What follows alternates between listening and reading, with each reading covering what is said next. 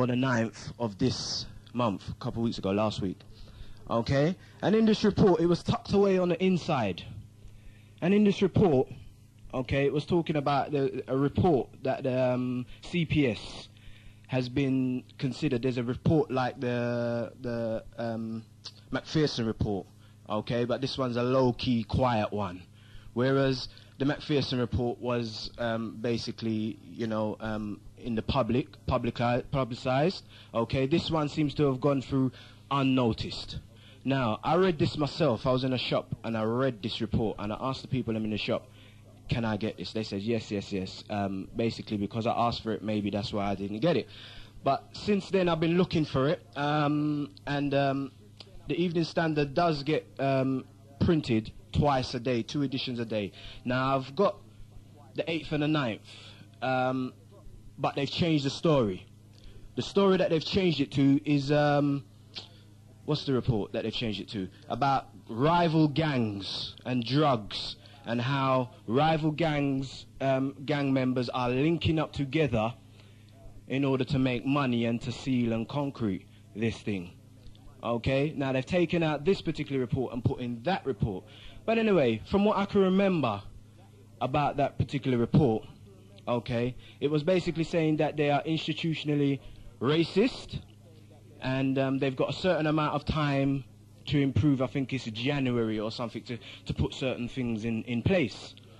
Now, one of the things that it was saying was that it was saying that black people are sent for trial for far more trivial offences than Caucasians.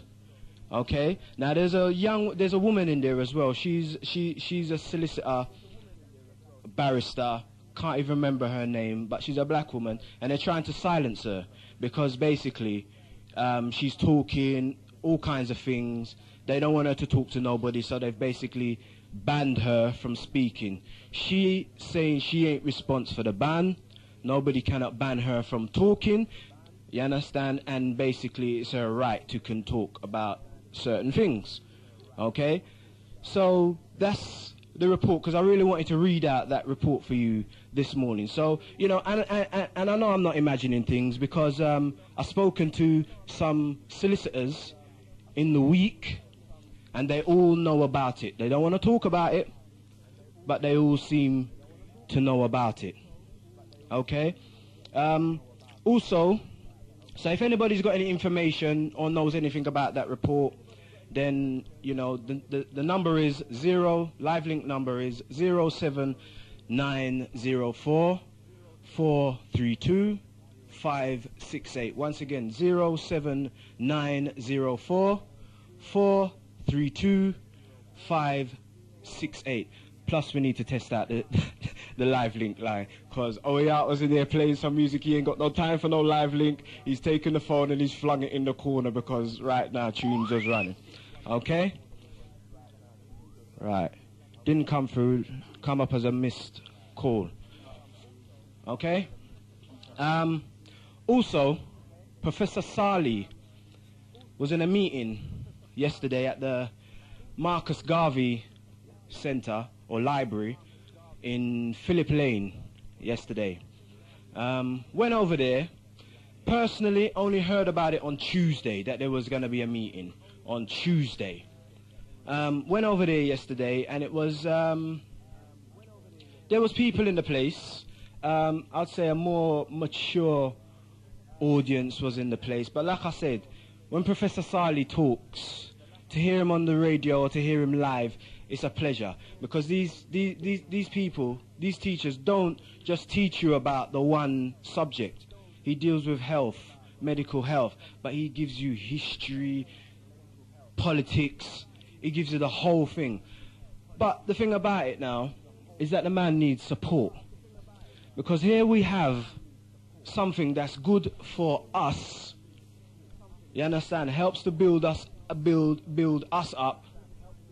You know, because, you know, you know how many times people have been killed in police custody, and they've got, what, heart problem, and they got this problem, they got that problem. You understand? So it's about fixing up ourselves so that right now, you know, you understand, even if you're going to be involved in them things, you're fit and healthy and strong. So here we have a man that's been fighting, because like I say, he's been coming to my attention. He's come to my attention from 1990.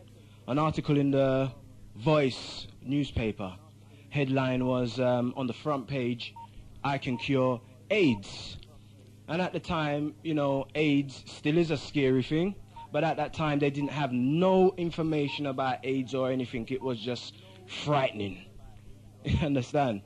And basically, I read this particular article in the Voice newspaper, okay? And it was basically talking about Professor Ssali and the cures that he has. And the Voice themselves, basically, they wrote it in a way where they was basically dissing the man. I didn't hear about the man again for another couple of years, but over the years, this man's just been bouncing back. It's like they're just trying to get rid of him, can't be got rid of. Personally, heard him, I mean, I'm not gonna lie, I personally was still having a little doubt in my mind, you know, because there was nothing concrete. But to hear the man himself on various radio stations talking and answering people's questions, you know, medical questions, you know, because those are the kind of people that we're down with. You know, question and answer classes, types of things, you know, and the situation. You see, even Tony Blair's dealing with that now, going into a conference with people and answering their questions. Yes, they're vetted people, and yes, the questions are screened and vetted from beforehand, but at least it's a little something. You understand? So right now, anybody who comes on and is willing to be questioned about their thing, you understand, then to me, that's all good. So here we have this man who's basically been struggling. He's basically given over his time and his life, changed his profession because he was a nose, throat, eye, throat and nose specialist. And then he come across the AIDS immune deficiency syndrome and basically thought about, oh, well, you know what? There may be something here. Let me try to do something or work on something that will build up the immune system. Well, he has it now. Product called Mariandina. But what happens now? It's getting too big. People are talking about it too much. Okay? Basically, people are basically getting better. They're not suffering the ailments that they was suffering previously. Okay, they're not spending so much time in the hospitals and the doctors and blah blah. GP, which means general practitioner. What's wrong with me? Well, I don't know. Take this tablet and we'll see. Take a course of this tablet and we'll see how it goes, and then come back. If the symptoms still persist, then come back and we'll try you on something else. Because like it says, GP means general practitioner. General practitioner, basically practicing in general. Okay, nowadays they hardly use the title doctor.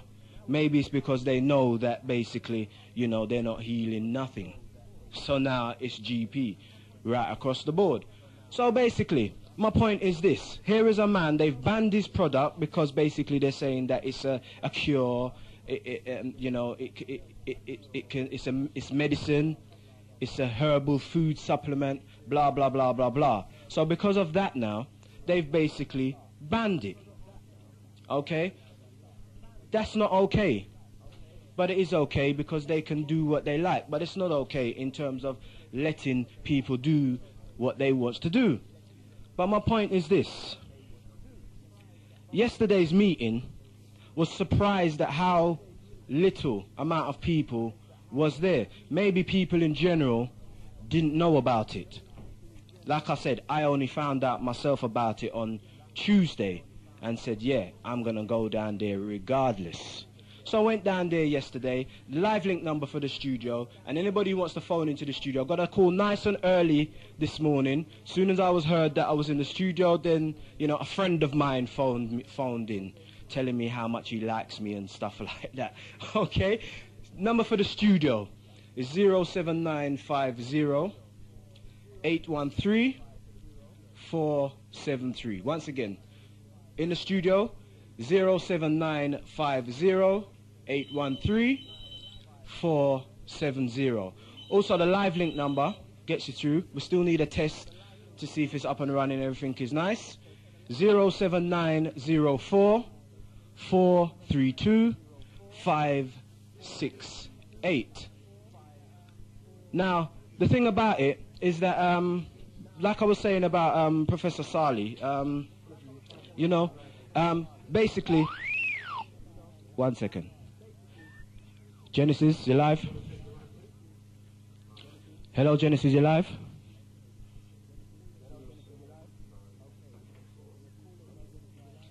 Okay, the caller who just tried, if you could try again. 07904 432 568. Okay, right. Somebody is saying that they've got the article to what I'm talking about, the CPS report. Good day. You live to Genesis? Yes, Virgin. Yes. Yeah. You was talking about the CPS, the article in the. Hold on. What's your name and area where you're calling from, please? Well, I'm going by the name of X. Okay. From West London. Yeah. Yes, no problem. Okay. You was talking about the article regarding the CPS. Yes. Yeah. I have the article right in front of me, Virgin. Okay. So. I could read it out for you if you want. If possible, please, because you see something. I've been looking around for it, like I'm mad, like I didn't see it. Okay. But then I spoke to some. I was in some company of some solicitors and some lawyers the other day, and I mentioned it to them, and everybody went quiet, and they nodded to confirm it, but nobody didn't verbally confirm it. Okay. So please let London know. Yeah, because what actually happened, I don't read this paper, but I was on the plane coming back to England, and I wanted something to read. And I saw this, I cut it out of the paper, yeah? Ah, excellent, so excellent. I'm going to read it for you, yeah? Yes, please. It says, the Crown Prosecution Service was branded institutionally racist at every level yesterday after the attitudes of white lawyers were found to have led to disappropriately high numbers of black people being sent for trial. You hear that, Virgin? Yes. Okay. An independent report by Sylvia Denman, a barrister, found that the CPS was failing. Sorry. What's the name? Sylvia?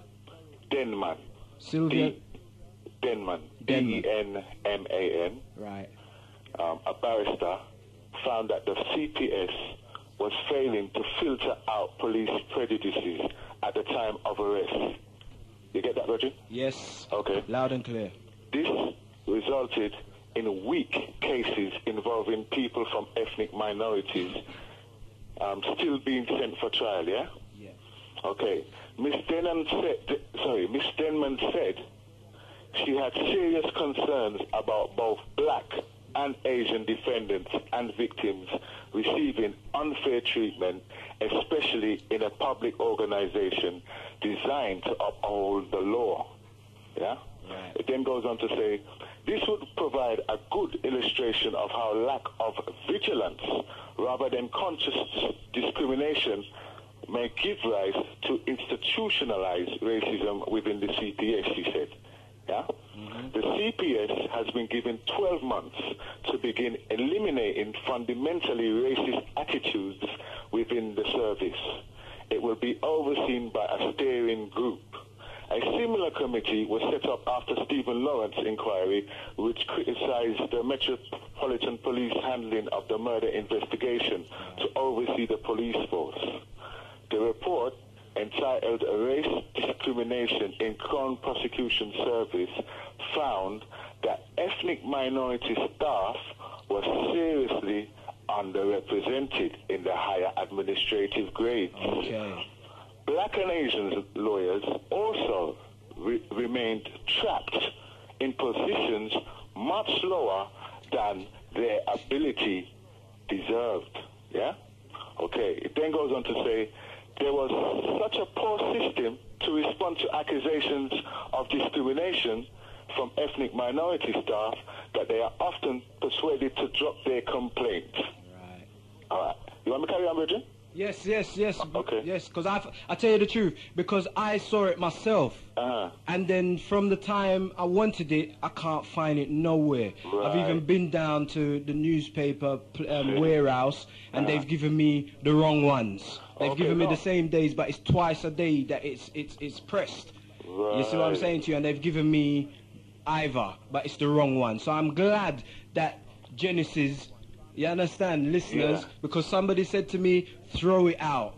Somebody may read the article and have the article. Yeah, man. And so said, so done. So I definitely thank you for that. Yeah, because why is that I always, when I read certain things in papers, if there's anything I think of interest, I always cut it out and keep it. Yeah, that's good. So that's when good. I heard you mentioning that this morning, I like dig up from the little things and come through with it, yeah? I'm going to carry on anyway, but yeah? All right. Okay, it then goes on to say, 20 years after the first policies on race became, became legalization, the CPS had failed to take steps to improve attitudes with the service at all. They finally were forced to take notice in the early 1990s after they lost a series of high-profile tribunals which black and Asian staff brought against them. Yes. David Calvert-Smith, who, as Director of Public Prosecution, has been head of the CPS since 1998, acknowledged the services failing and admitted the charges of institutionalized racism yesterday, so they admitted it, yeah? He said the CPS, which was set up in 1986, partly to maintain fairness in the justice system, had a far higher duty. That's a lie, but... Well, you don't know already.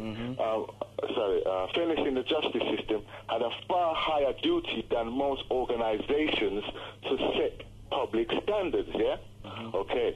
The investigation by Miss Denman, who was until recently the chairman of Camden and Islington Health Authority, had been a very uncomfortable period. Yeah, so it can be like they make their life hell. Right.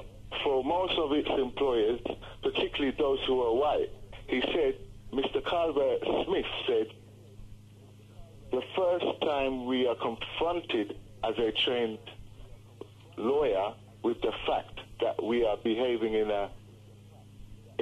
a way that discriminates, your instinct says, what? Me? Is that what I'm saying? No, I didn't catch that last part. Okay, I'll say that again. The first time a lawyer, well, a man, Mr. Calvert-Smith, yeah, said, the first time we are confronted as a trained lawyer with the fact that we are behaving in a way that discriminate, your instincts say, what, me? Right? All of us white managers and white lawyers must believe that something without intending to do it. That word is kind of blunt though, right? But I'll carry on. There is no that the CPS has been within the Lawrence definition institutionalized racist. Right. Mr. Calvert-Smith said that the service would abide by the recommendation of the report. Staff who continued with racist attitudes would face dismissal, yeah, right. While promotion to key promotions would no longer discriminate against minorities. The CPS will be subject to the guidance of the steering group set up by the Attorney General and on which Miss Denman, an Afro-Caribbean, will sit. It will monitor progress over the next year, 12 months, yeah? Failure to show any dramatic improvement will mean the Commission for Racial Equality would be invited back. Right. That's the article. But, Brethren, there's another article that was just under the article. Okay. I'll just read you the article. Please do. Because it's covering the lawyer's business as well. The heading is Senior Staff Did Not Act Over Harassment, yeah? Okay? Right. White and black workers worked and socialized separately, yet this was not South Africa under apartheid, but a branch of the Crown Prosecution Service in South London about 2 years ago, Helen Stud writes. A report published yesterday on the Croydon branch found that white staff lunched together and asked for desks together on one floor of the office. Sorry, what was that? What together? They asked for desks. Oh, guests. Together, like to sit together. Yes.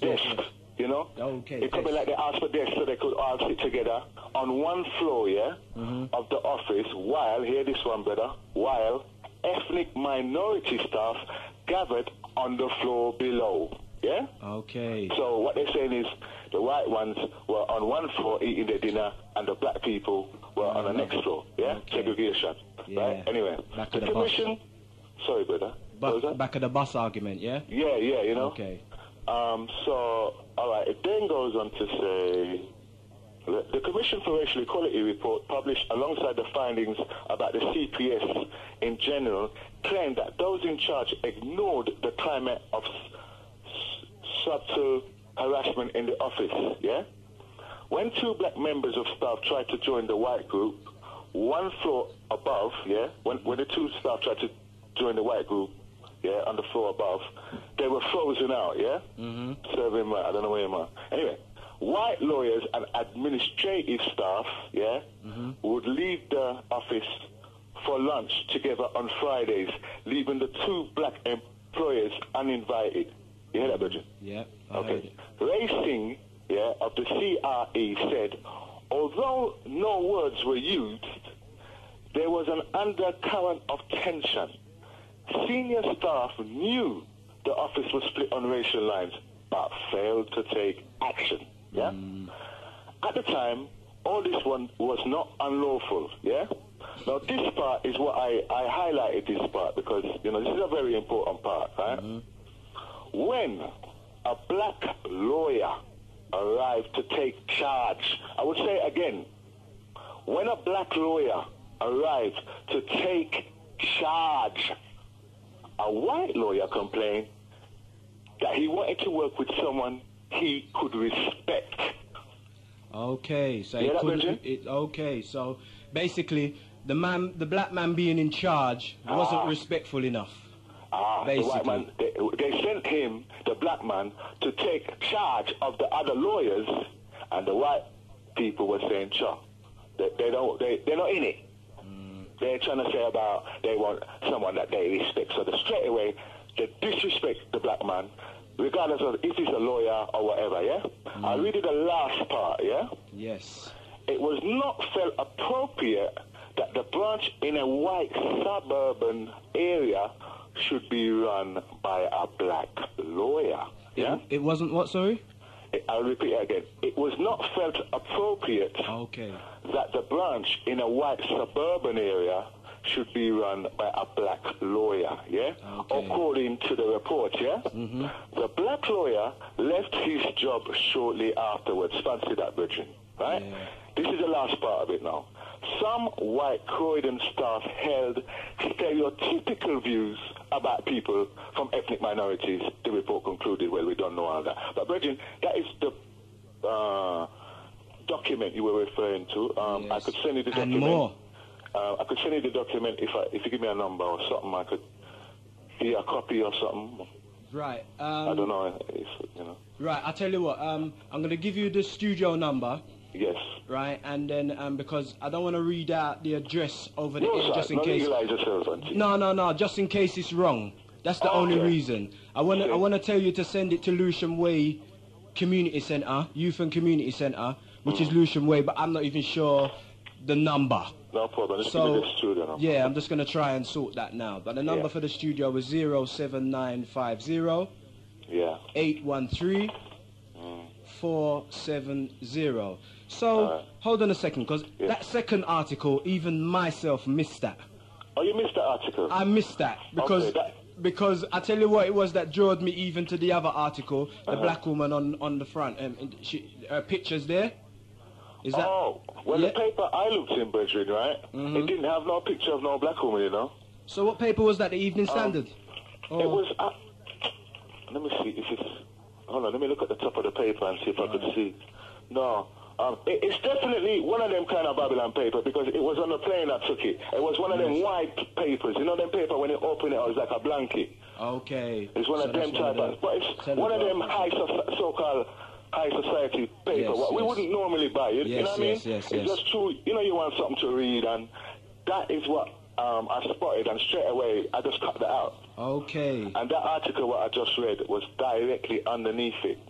Yeah. So, you know the papers, they print papers different, you know that? Yes. So, different areas maybe, and stuff like that. So maybe it's that still, you know? And the thing about it, you know, you ain't, nobody ain't heard nothing about these things on the street. No. You understand? So I was beginning to think to myself, hold on, did I really see that or did I dream that?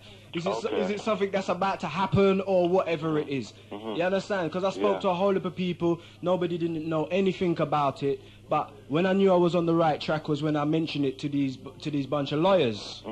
And just their reaction... Yeah, they went quiet. Yeah, they went quiet. And then after that, their argument was kind of weak.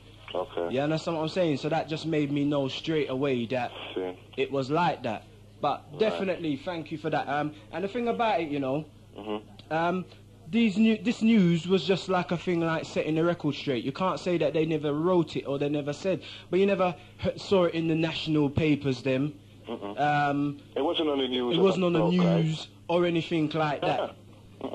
You see? Just for the record. Yeah. But definitely thank you, X from West London. Yeah, we definitely respect that still. Yeah, man. Nice. Keep it up, Brad. Yes, sir. Right. The number...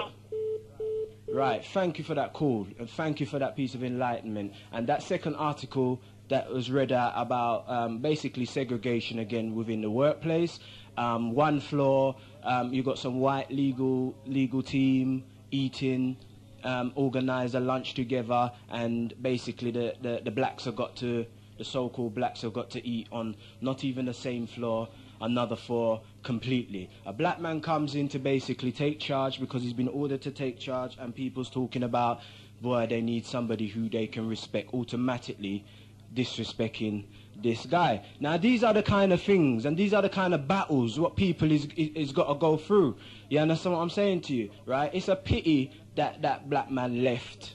Maybe he was feeling so disgusted or whatever it is, and it happens like that because sometimes when a thing just happens, you understand, it just so shocks you, you understand, that you just can't go on again from this moment in the direction where you was looking to go or thinking of going. It throws a spanner into your work. You got to rewrite your script to a degree. But you know what, you got some certain people talking about spies and assimilators and all of them kind of things there. You understand? Well, with this and with that and rare. But personally, you need the spies and the assimilators because we need everybody, everywhere. You understand? So like how this man was in charge and was sent to do a job in charge, he should have tried, in my view, and it's my opinion, that he should have stuck it out and battled it out. You understand what I'm saying to you? Because it's that kind of information and learning that we need. And if he only reaches up to a certain point, then at least other people behind, because people are watching you, you know, and other people behind will see the movement of what action that you're doing, and maybe they'll think, nah man, my man done it wrong, you know, or my woman done it wrong, you know. You understand? That's where they made their mistake. So therefore, if you don't get to fulfill it, another person comes along, maybe they see the place where you've made the mistake from, and they can move on. This idea of disrespecting people who's, because I've been here, I hear like talk shows where people's like disrespecting people who's bothered to go to college and gone to get further education. They didn't really recognize, some people didn't really recognize what the education system was all about back in the day. You understand? So when their eyes are a little bit open up a little bit more and they see that right now there's a difference between a job and a career, and they decide that, you know something, I'm going to try and sort out a career, I'm going to try and do something about my people. Then you got these other fools that disrespecting these people, like as if, you know what, everybody must be on the battlefield. No, not everybody's supposed to be on the battlefield. Certain people who's mad, bad, crazy, off key, raggo, all of them words, yeah, those people go on the front line. You understand? But we need doctors, lawyers, scientists, all of those people we need to have. We need the whole 9 yards. You understand? And it definitely, most definitely needs to be organized. The live link number in the studio is 07904 432 568. Or if you just want to phone the studio, 07950 813-473. Once again, studio number is 07950-813-473.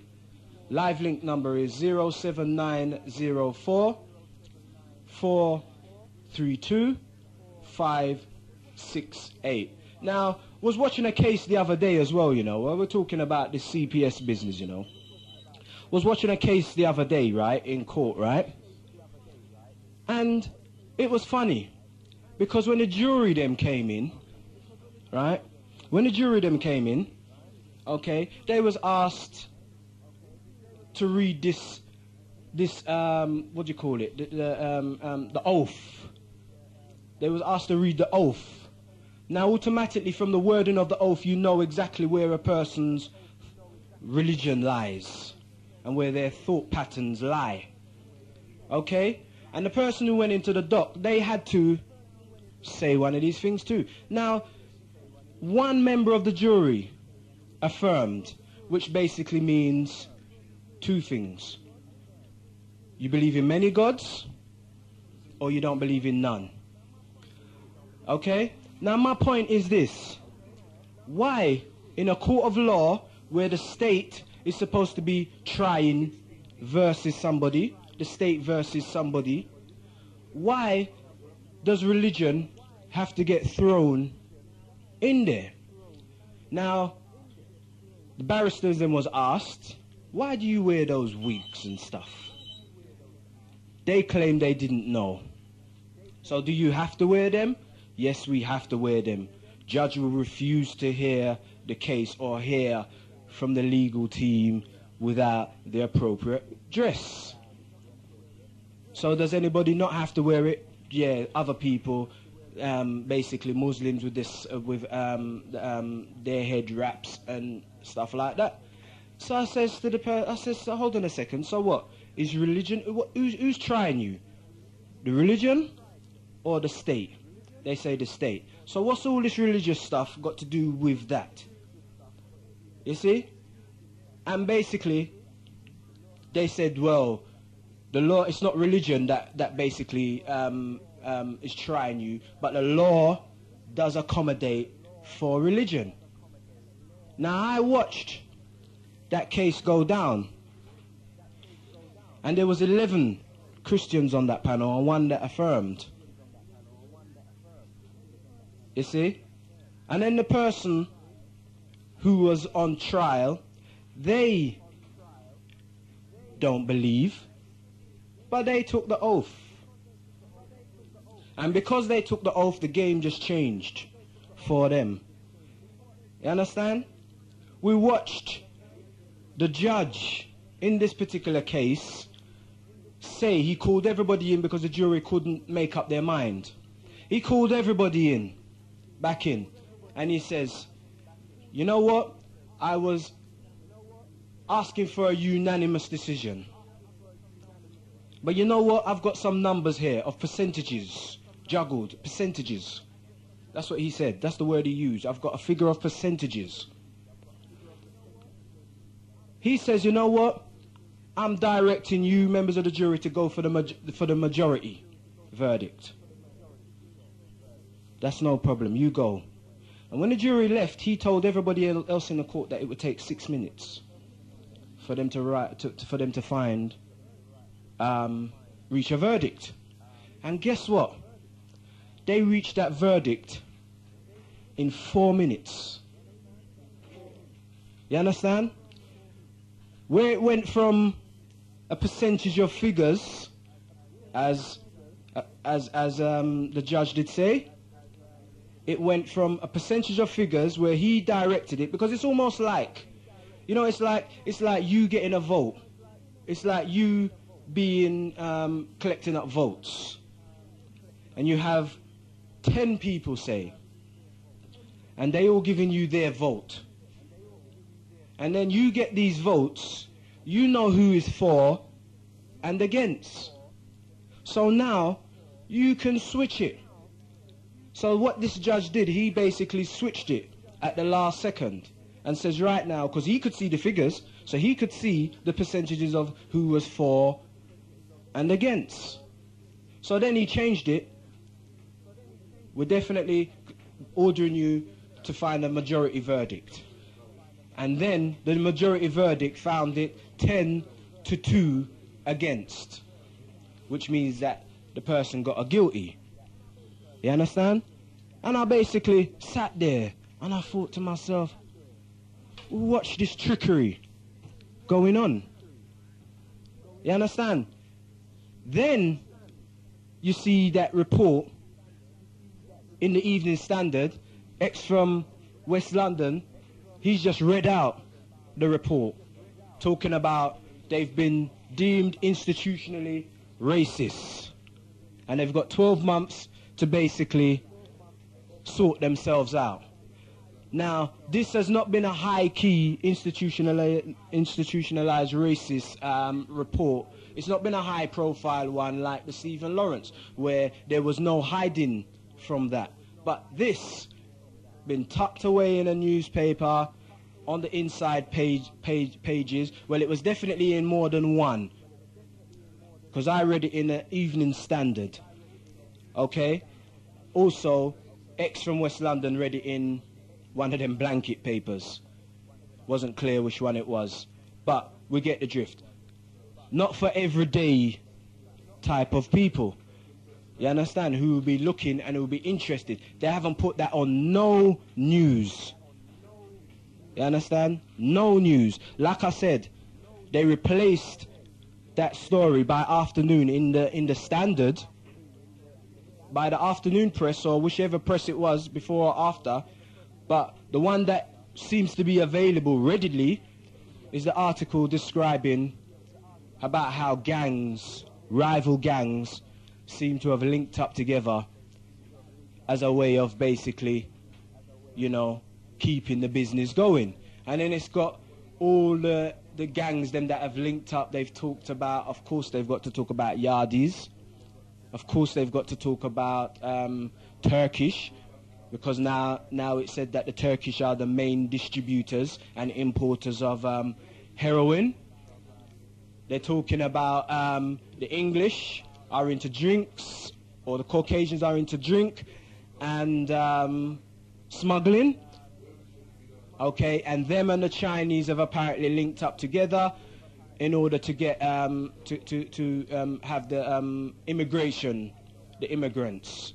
As you notice, over the last few weeks, the papers have been screaming a headline over the air about immigrants. They're talking about the Eastern Europeans, and they're basically saying that they must stop all of that before tensions rising. So as you can see and as you can hear, you understand, the race thing is definitely strong. Definitely strong.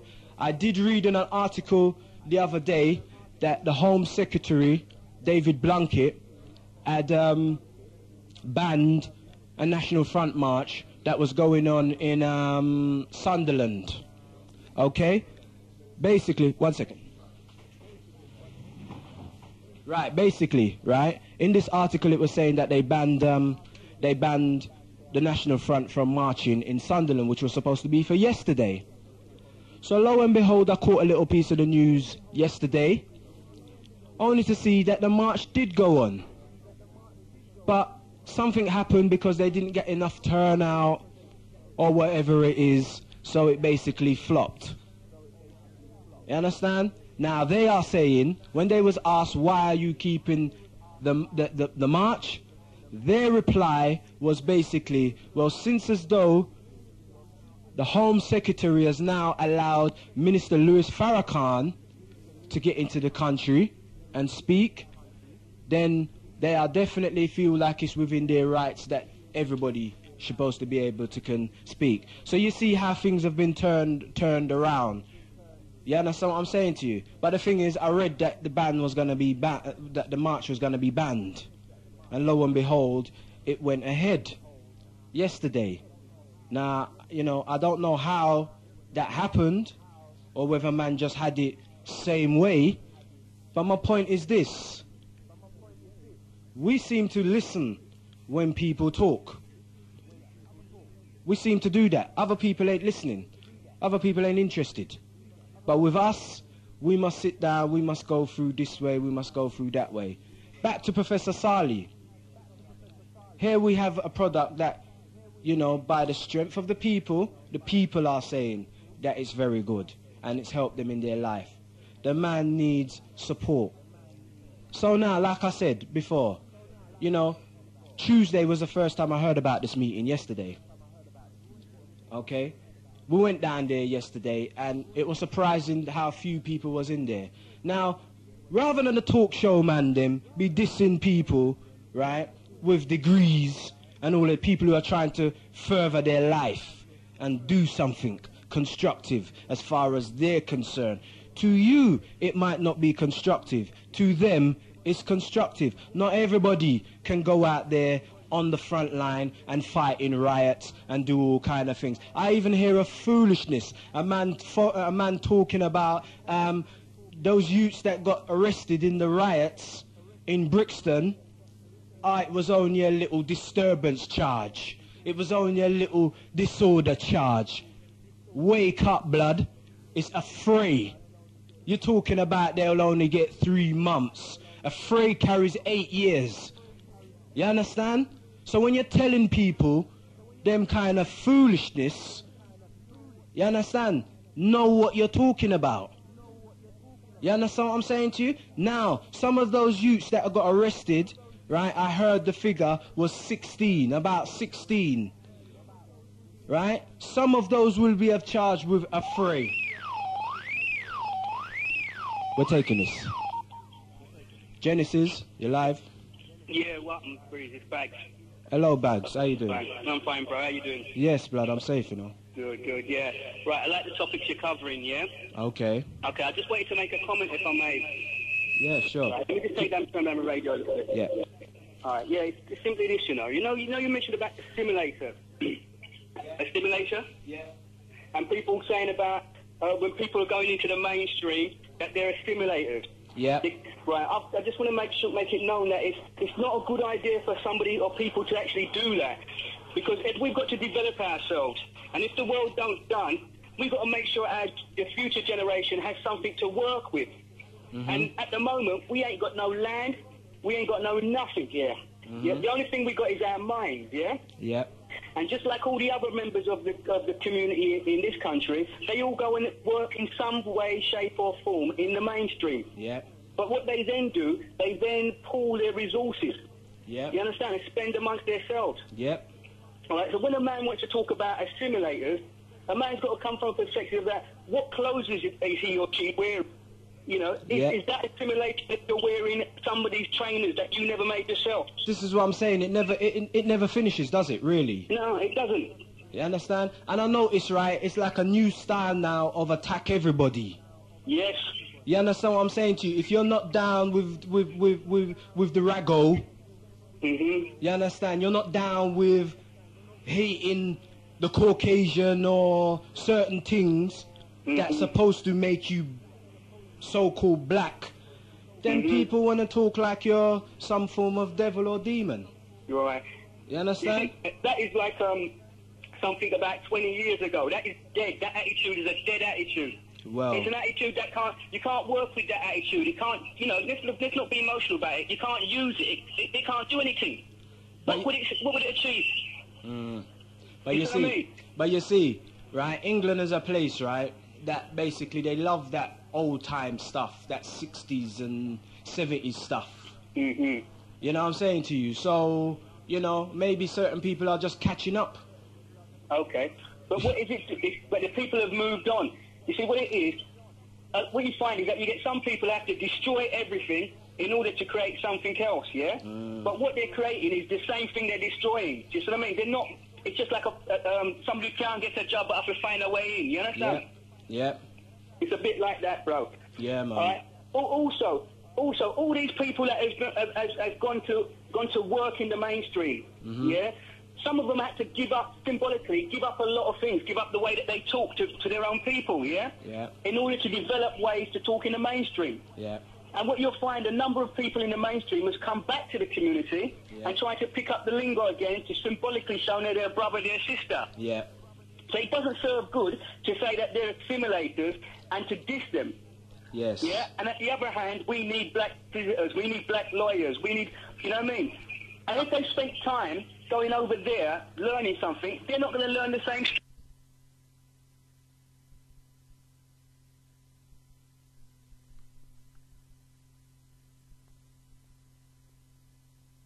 street, and everybody's this, and everybody must that, everybody must smoke weed. You understand what I'm saying to you? Everybody must this, and everybody must that. You understand? We're different just like everybody else. That's right. It's an inferiority complex. When a man wants to come from, use their ability to put words together to try and justify decadence. Yeah. Justify bad language, to say that that is the reality, and exclude all other realities.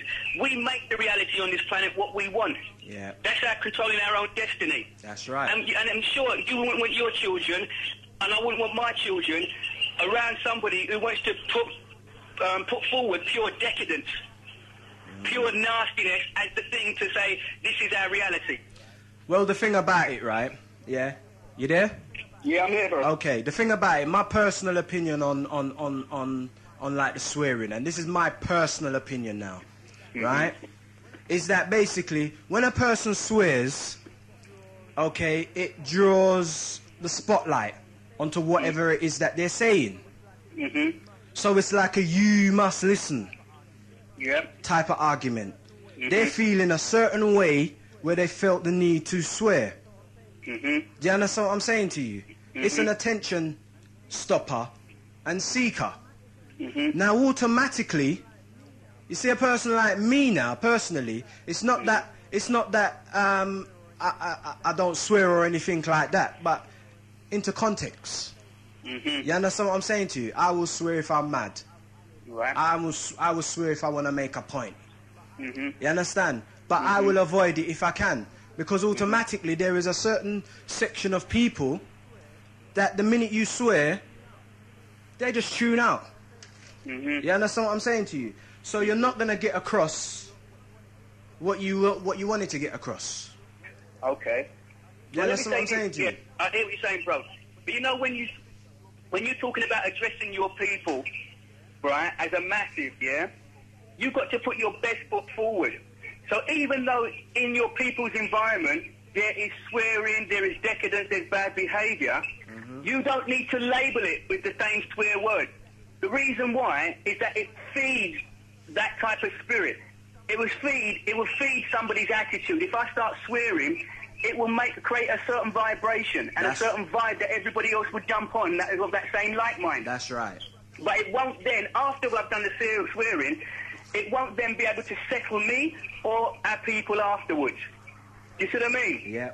All right. Secondly, when you swear to somebody or you start to big up your chest to somebody who's being civilized, let's say, controlled, not to say they don't have the same attributes within them, but they give up that attribute in order to link, to harmonize, yeah?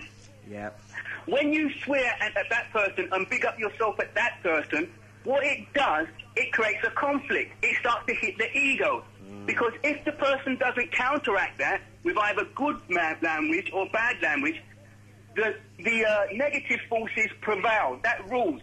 It's like if somebody says something to you and you keep on holding your ground all the time and not saying nothing back. Their part lives and your part eventually dies. Yeah. You see what I mean? Yeah. All right. Now, we've got young people out there that, as part of their expression, uses reverse words, like saying wicked to mean bad and bad to mean good. The problem that I have, right? Yeah. You see, like with us now, we came up and we knew when good was good. Yes. In terms of the word, good was good, wicked, you know, and then we saw the transformation of wicked meaning good and bad meaning good. Yeah. Now for the youths, them growing up now, I don't even know if they know the difference in terms of they've never come along and heard good as being good. Do you understand what I'm saying to you? It's just wicked and bad and terrible and cool, and you see what I'm saying to you? And wicked and bad and terrible and cold, it's been given a higher status than good and calm and decent and manageable and harmonious. That's right. Hence why people respect the bad man. You understand what I'm saying to you? Right. They don't respect the good man. They respect the bad man. You've even got You've even got people out there walking around saying, me a bad man, you know. Mm-hmm. Yeah, that's what I'm saying to you. Yeah. Like it's something good. Mm-hmm.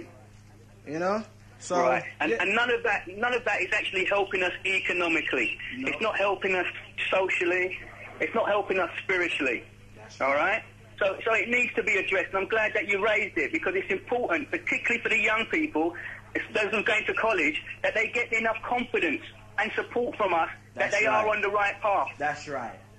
But I'm going to sign off here, but I'm going to listen to you, yeah? You're doing a good thing, yeah? All right then, blood. Respect, All yeah? right, and as you say, Breeze, same game, different players, yeah? Yeah, man, definitely. All right, blood. Definitely. Yeah. All right, respect, yeah? Yeah, respect, blood. All right. You're listening to Genesis 91.6, your host for the next couple of hours or so this afternoon. Kool Breeze, right here. Live link number in the studio, or the studio number for off-air calls. Okay, 07950-813-473. Once again, 07950-813-473. And the live link gets you through for, remember, it's the People's Talk Show, you know, so you can discuss the things what you've heard. You can discuss things that you want to throw into the equation. Okay, it's the People's Talk Show. Live link number is 07904-432-568. Right? Sorry to cut in. We just had a call off here, a Tony in Dulwich. He's finding a problem. He's financially secure, 30 years old, and he's finding a problem to meet a decent black sister. You get what I'm saying? So, if anybody can help this brother in any way, he wanted me to throw it on the table. Where can he meet a nice black sister? You know, married, settled down, the whole work. He wants to know, other than in the dances, because he's not meeting none there. And you see, and that's the thing, you know, because the thing about it, you know, right, yeah, there is good man out there, you know, just like there's good woman out there. But, you see, the bad takes priority in terms, people only remember the bad that people do. They only remember the bad man that come and check them. They don't remember the good man that came and checked them and showed them something and taught them something. They only remember the bad people that's out there, you know. And right now, you know, there's a lot of things, you know, that we need to do in order to raise our mentality, if you like, some people's spirituality, you see. But knocking everybody who's doing even a little thing is not the way how to do it, just because they don't agree with what you're saying, just because they're not doing what you're doing. I hear a man ask a woman about, what are you doing? What are you doing? Because you should have been out there. The woman's got 3 children. What must she do? Leave her children and go out on the front line, and anything happens to her, because the man them ain't protecting her. So anything happens to her, what happens to her children now? Who looks after her children? Are you going to come and look after her children? Are you going to take her children and go back and forth to go and visit her and support her through her tribulation? No. But you're asking her what she's doing. And when she tell you what she's doing, silence. Couldn't hear nothing. Stunned. So then you turn around and want to ask her about coming into work on your Saturday school. Listen, I'll tell you the truth. Personally, right, I don't know what you can learn on a Saturday that you cannot learn in the week. Yeah, I understand that the schooling system might not be teaching your children everything what they need to know, but then that's your problem as the parent. Personally, children need a break, and Saturday and Sunday is that time for the break. Whatever it is that they've learned in a week, they can put it into practice when they're running up and down with their family or their friends on a weekend. I'm not a promoter of Saturday school or Sunday school, as has been suggested So that means what? 6 days a week. They must get up and go to school. 6 days a week. Now, I hear somebody suggested Sunday too. 7 days a week of learning, writing in that school atmosphere. You know, sometimes people can overload, you know. And when people overload, they just shut down. Nothing else ain't getting through. You understand? You're in tune to Genesis 91.6. Live link studio number is 07904 432 568. So now, I heard an argument about Power Jam, Genesis, and Galaxy linking up. We're going to take this call. Good afternoon, Genesis. Hi there. I'd just like to say that I think it's very, very important that I think that the kids should go to Sunday school. I think that makes a big difference. What Sunday school? As in church. Church? Yes. Okay, why is that? Because I've got 2 kids. Mm-hmm. My Children. Yeah. Mm-hmm. My first child, I never really sort of pushed her to go to Sunday school. Mm-hmm. And my second child, she goes to Sunday school every Sunday, and she's totally different. And I just think it's very, very important that they do go to Sunday school. I think it instills a lot of spiritualism in them, a lot of manners, a lot of faith within themselves, and direction. And I think that's where a lot of our people are going wrong. They're not imposing that on the kids. They're not making them go to Sunday school. It's very important for them to go. What is the? I don't understand. What can Sunday school do that you cannot do? No, I'm not saying that Sunday school is going to do something that we cannot do. So then why should they have to go to Sunday school? I went to Sunday school. Sorry? I think it's good for them. I went to Sunday school. It was a nightmare. Why was it a nightmare for you? A daymare. Why? Because I didn't understand what the preacher was talking about. Mm-hmm. I didn't understand. He was talking rubbish. You see what I'm saying to you? Rubbish because you didn't understand it. No, I didn't understand, and I didn't understand. Hold on a second. I haven't finished. And another thing I saw, every week when I went, there was some guys at the back that used to feel the Spirit of the Lord, I was told.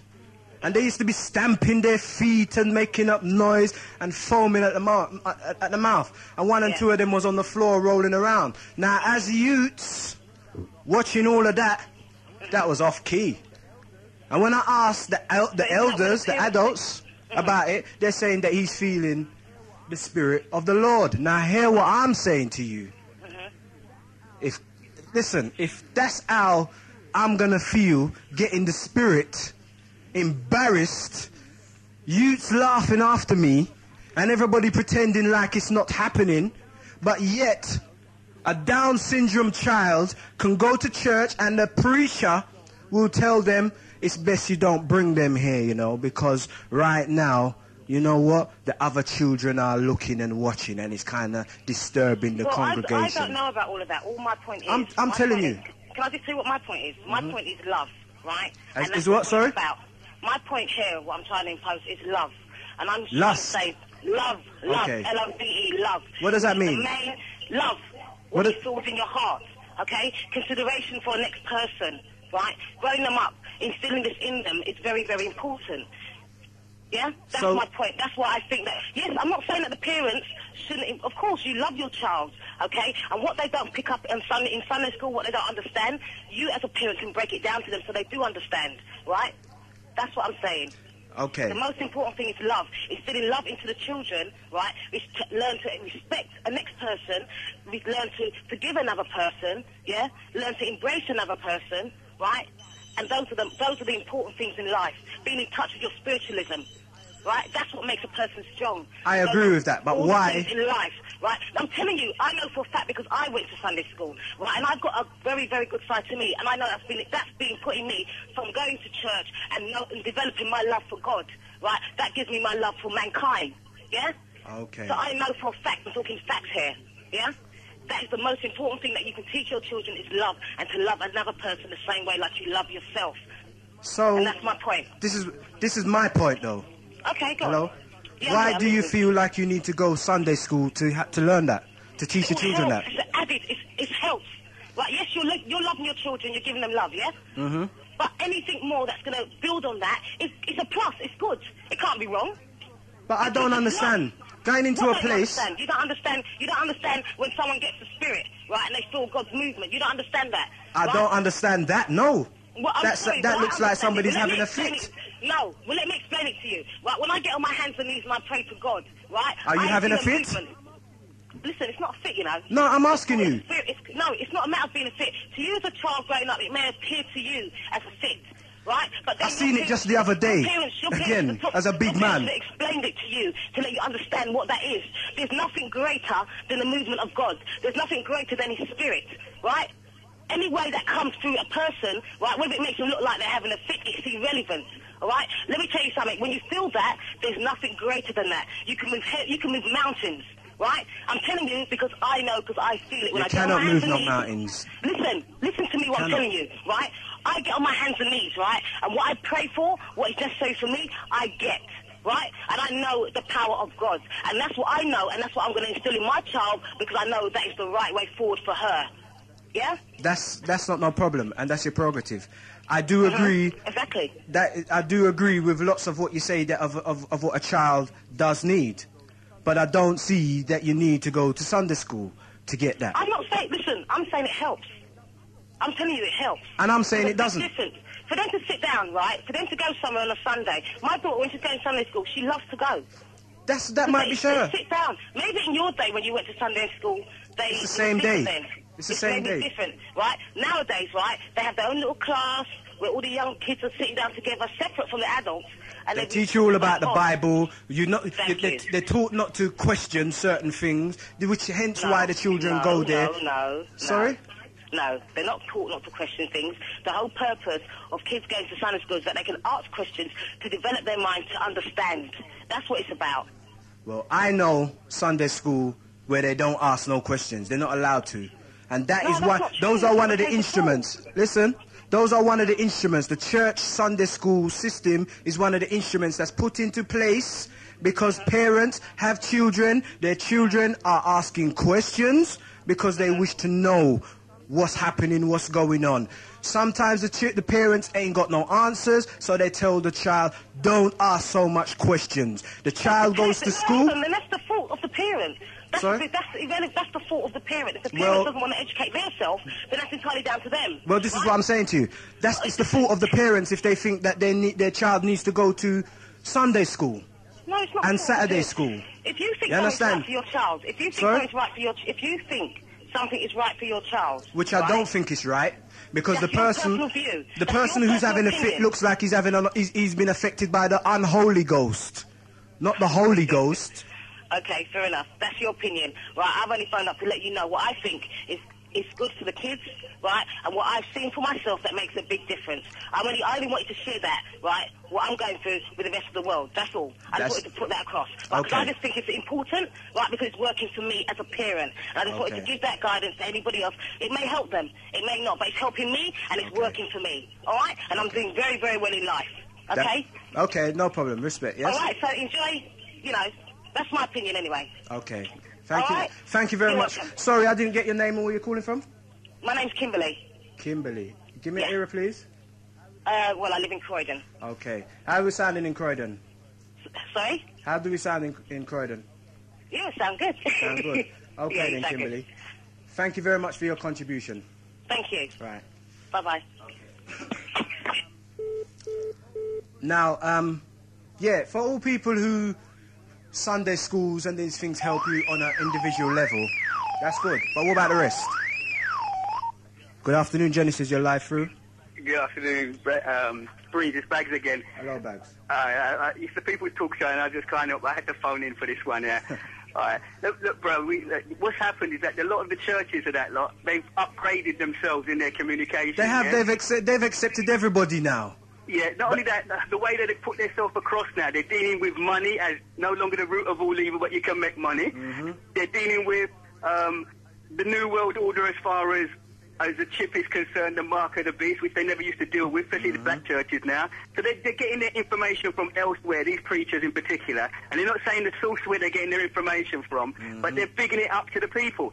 So when you're getting a new breed of people coming along in the information age, especially the women, do you get what I mean? Who've got nowhere else to go as such, or don't know about elsewhere to go, they turn up there and they think they hear something good, yeah?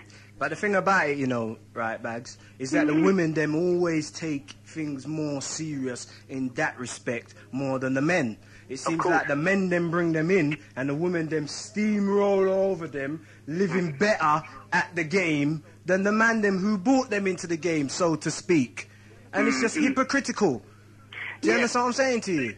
But the truth of the matter is this, is that the women them during the week, they're usually busy, yeah? So what they do is like finding somewhere for their children to go, yeah? And somewhere to socialise their children. So they think a safe place. This is not it's not a bad thing. Yeah. It's just the wrong place in the absence of the right place being there. Yeah. But they're not admitting that. They want to say that when they send their child there, the child gets all the stuff that is necessary, all the nourishment that's necessary. But then what they're really doing is get peace of mind for themselves because they think that their child is in a safe place. Yeah. Do you see what I mean? Yeah. And what they can't do throughout the day, they're sending it down and relying on somebody else doing it. Do you see what I mean? And that's what's really going on. Yeah. Yeah? And as far as the spirit side is concerned, yeah, when they're talking about, the last caller said something about getting in the spirit and so on. Do you know what I mean? When you go to a party or something like that and they play some music, what is that then? Do you see what I mean? This is what I'm saying to you. And you get good and bad. You get good, that's right. And bad. You get good and bad, that's right. You understand? But the main thing is that in the absence, because remember at one point there was a lot of people not going to church no more. Listen, it was a dying industry up until the year 2000. They had to throw in Christianity back into the game because they're saying, nope, people are losing the faith of Christianity. So what they've had to do is basically bombard people with information about the Christian religion. We're still here. Don't forget us if you have faith in God. And you listen to me. The Voice now, since people's bashing religion, not even bashing religion, but basically not using it as something to lean against, to help prop them up and give them strength. Since people are deciding to do things themselves and waking up, you got enough of the papers enough of the local papers have stepped up their campaign in terms of letting you know the power of Jesus and rare and whatever. You understand what I'm saying to you? Yeah, man. Right? They got, you know, they got a voice. They got the voice. Since, when was it? I heard some man, let me get this right. Somebody wrote a letter into the Voice. Why are these stations beating Christianity and religion? Why don't they just leave us alone? You understand? Yeah. And the next week I looked in the Voice, they had tripled their soul stirring, which is the gospel part, within the paper. I've noticed they done that in the South London Press, Croydon Advertise, listen, any paper. They've stepped up their campaign. That's what I'm saying to you. So, you know, to me personally, sending your child Sunday school, you might think it helps. You understand? But in reality, it's down to you to bring up your child with all the love and the respect that you think and the knowledge that you think they need to have. Not invest that power into somebody else. You go to church like a tramp. You go to church like a tramp and see how people no scan you and look upon you and rare. Like you got to go there, dress smart and all. Ask any preacher, let me hear something from God right now. But you see, the church is originally supposed to be a community thing. You understand? Yes, all right. I'm not talking about the European church now, you know, or the assembly of people, you know, because if you look back in our culture, we had that assembly of people anyway. Your child was my child was your child. You understand? But what it is, in the absence of us having our stuff, yeah, what else can these people do? So what they do, they say they offload it to these areas where they think is the safest. And all it does, it just delays the problem. Because what happens, those children going there will stand up and fight that corner first because they've not been taught their real corner. You know what I'm saying? So that's all it does. But there is new people on scene today, Breeze. You know, there's Genesis and there's all the Genesis masses and all the presenters and so on. that is coming forward with information to give these people who send their children to those sort of churches the opportunity to look at something else. Yeah. Do you understand? Yeah. And what's important is that we make our case clear so that they do take, for the sake of their children then, take a look at elsewhere. But all those Christians out there, in particular Christians who go to sort of like the black churches, right? If your God or your Jesus is so strong, why not debate it and look at the information that is available, that is to, what I'd say, upgrade your understanding of your culture, of your historical line in the matter. You know what? Why be frightened and run into the corner and just go into Jesus business? Why not look at it if it's strong? And I agree. I agree. But you know what? Two key things what you said to me. Community and information. Mm-hmm. You understand? Those are the two things that we as a people seem to be lacking. And it's now information time. You understand what I'm saying to you? Mm-hmm. Some people have got questions that they've been asking themselves and asking other people from they was youths. Still to now have not had correct information and answers. Listen, we're to let go the faith and let go belief and deal with knowledge. You understand? At one time, you know, even somebody, I was talking to somebody in a week, and they was basically saying to me, you know, one thing, right? And it was a white man who said it too.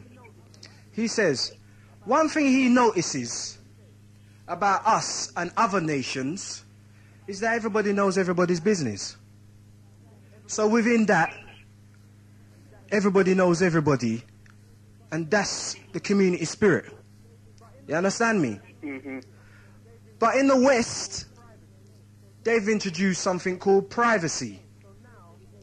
You understand me? So now, you suffer alone. You go through alone. You understand?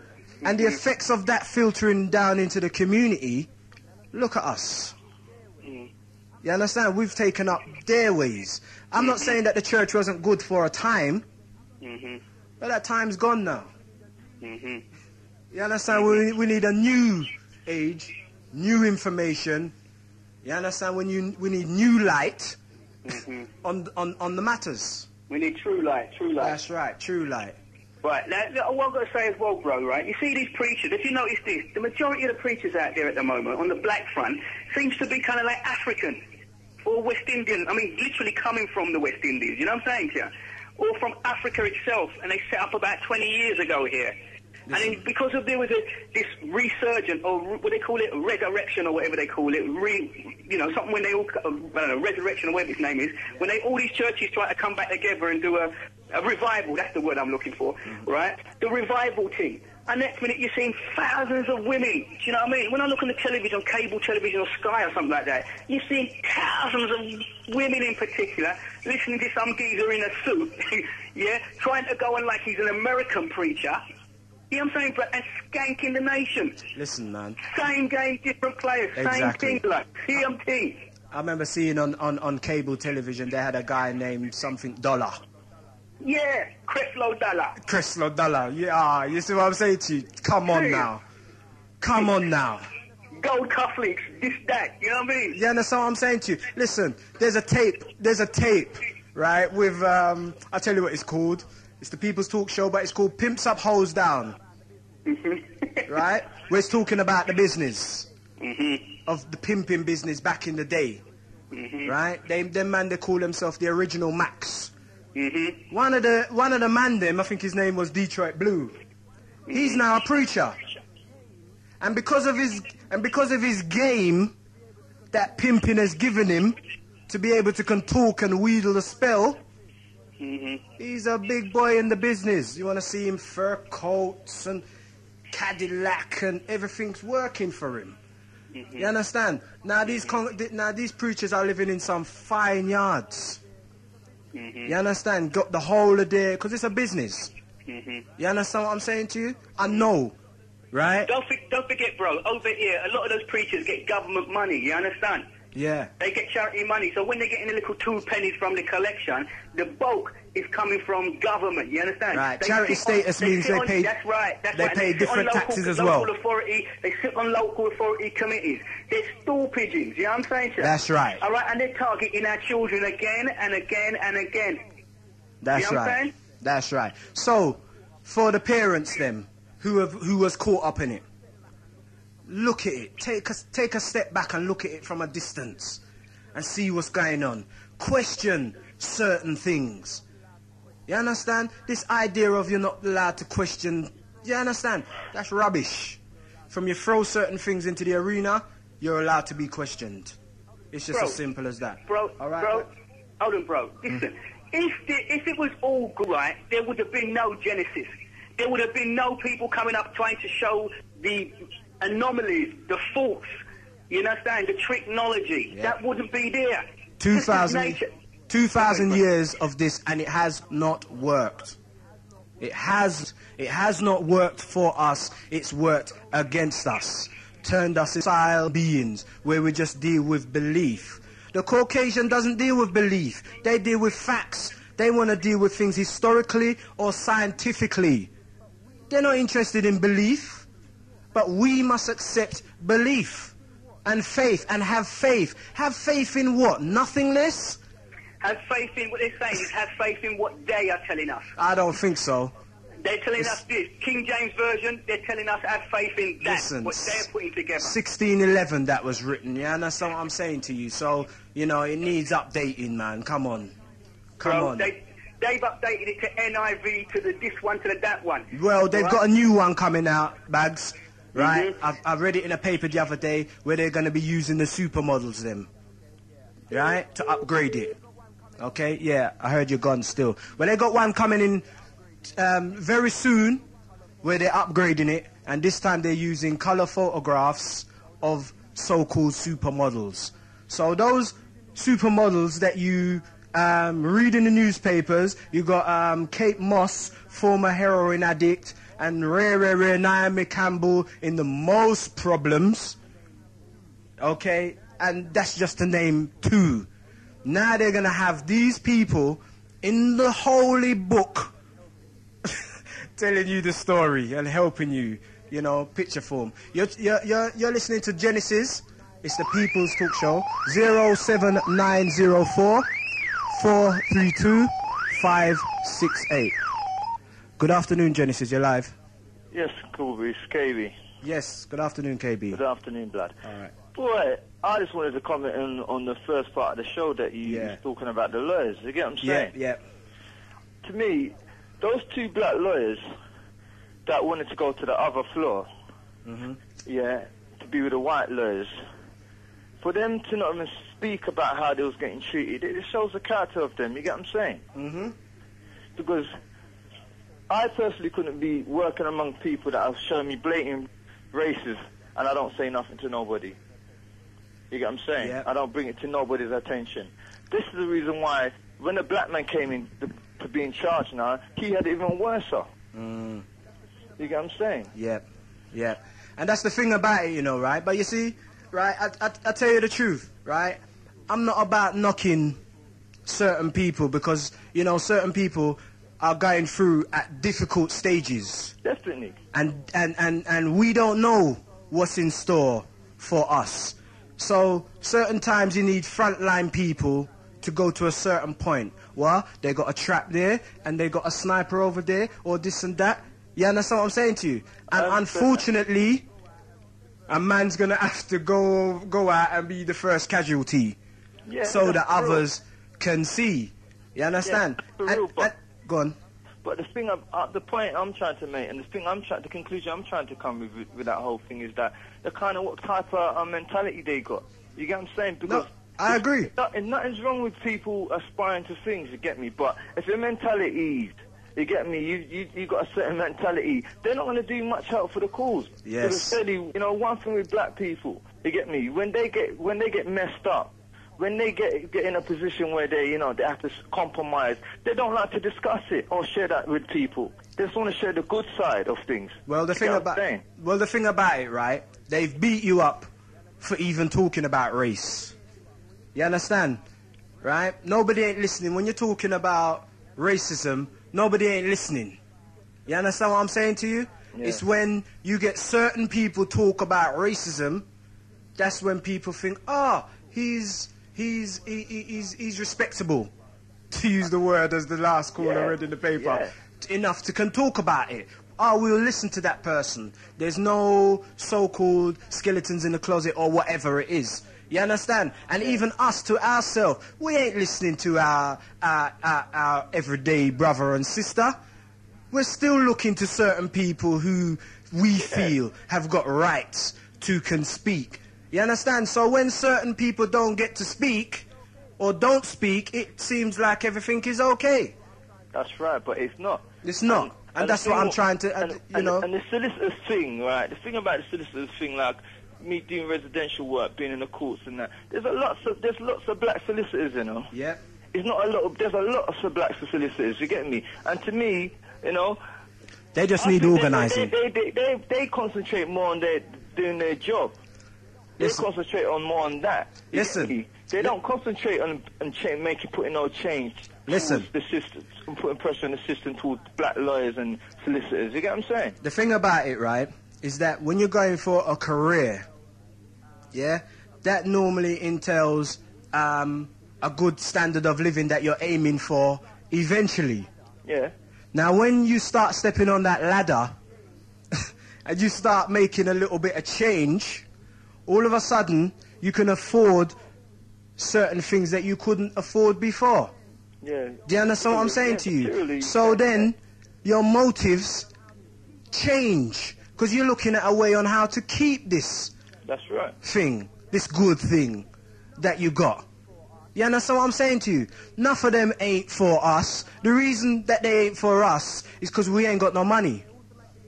Yeah, that's right. Do you understand? Right. So they automatically get placed into the arenas where they can make money. That's right.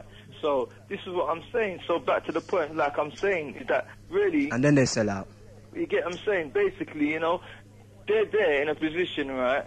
And they're not really doing much for their own kind. You're correct. A lot of them don't see themselves fully black. A lot of them, they end up with white partners and that. A lot of them, you get me? A lot of them, they aspire so much to the system ways that they forget about who they are, really. The reason for that is because you now start to move in their circles. Because when you look around, right, there isn't that much black people, you understand, within that particular profession.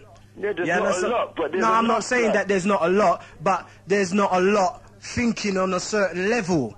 Definitely. Do you understand what I'm saying to you? So now what happens now is that people start, you know, in order to get big in the business, you have to, so-called, deal with them people there. You understand? Take on some of the cases or take on certain controversial things. Yeah, certain cases that people want to touch. You understand what I'm saying to you? And once you come to the attention of these people, then they want you in. But when you come in, leave your brethren. Yeah, but that's what I'm saying. So really, you get what I'm saying? The solicitor situation, the article, right? They're crying about racism, yeah, to one point. But if they wasn't getting, once they get to a certain point, they won't even be watching certain things. But the thing about it, people only know things or see things when they turn bad. You understand me? And because your eye wasn't on the prize in the beginning, you now can't switch and change. Because you've come in a certain way, and to change that way, nah, people ain't having it. So they believe in what they see or they hear. So that's what I'm saying. So really, you get what I'm saying?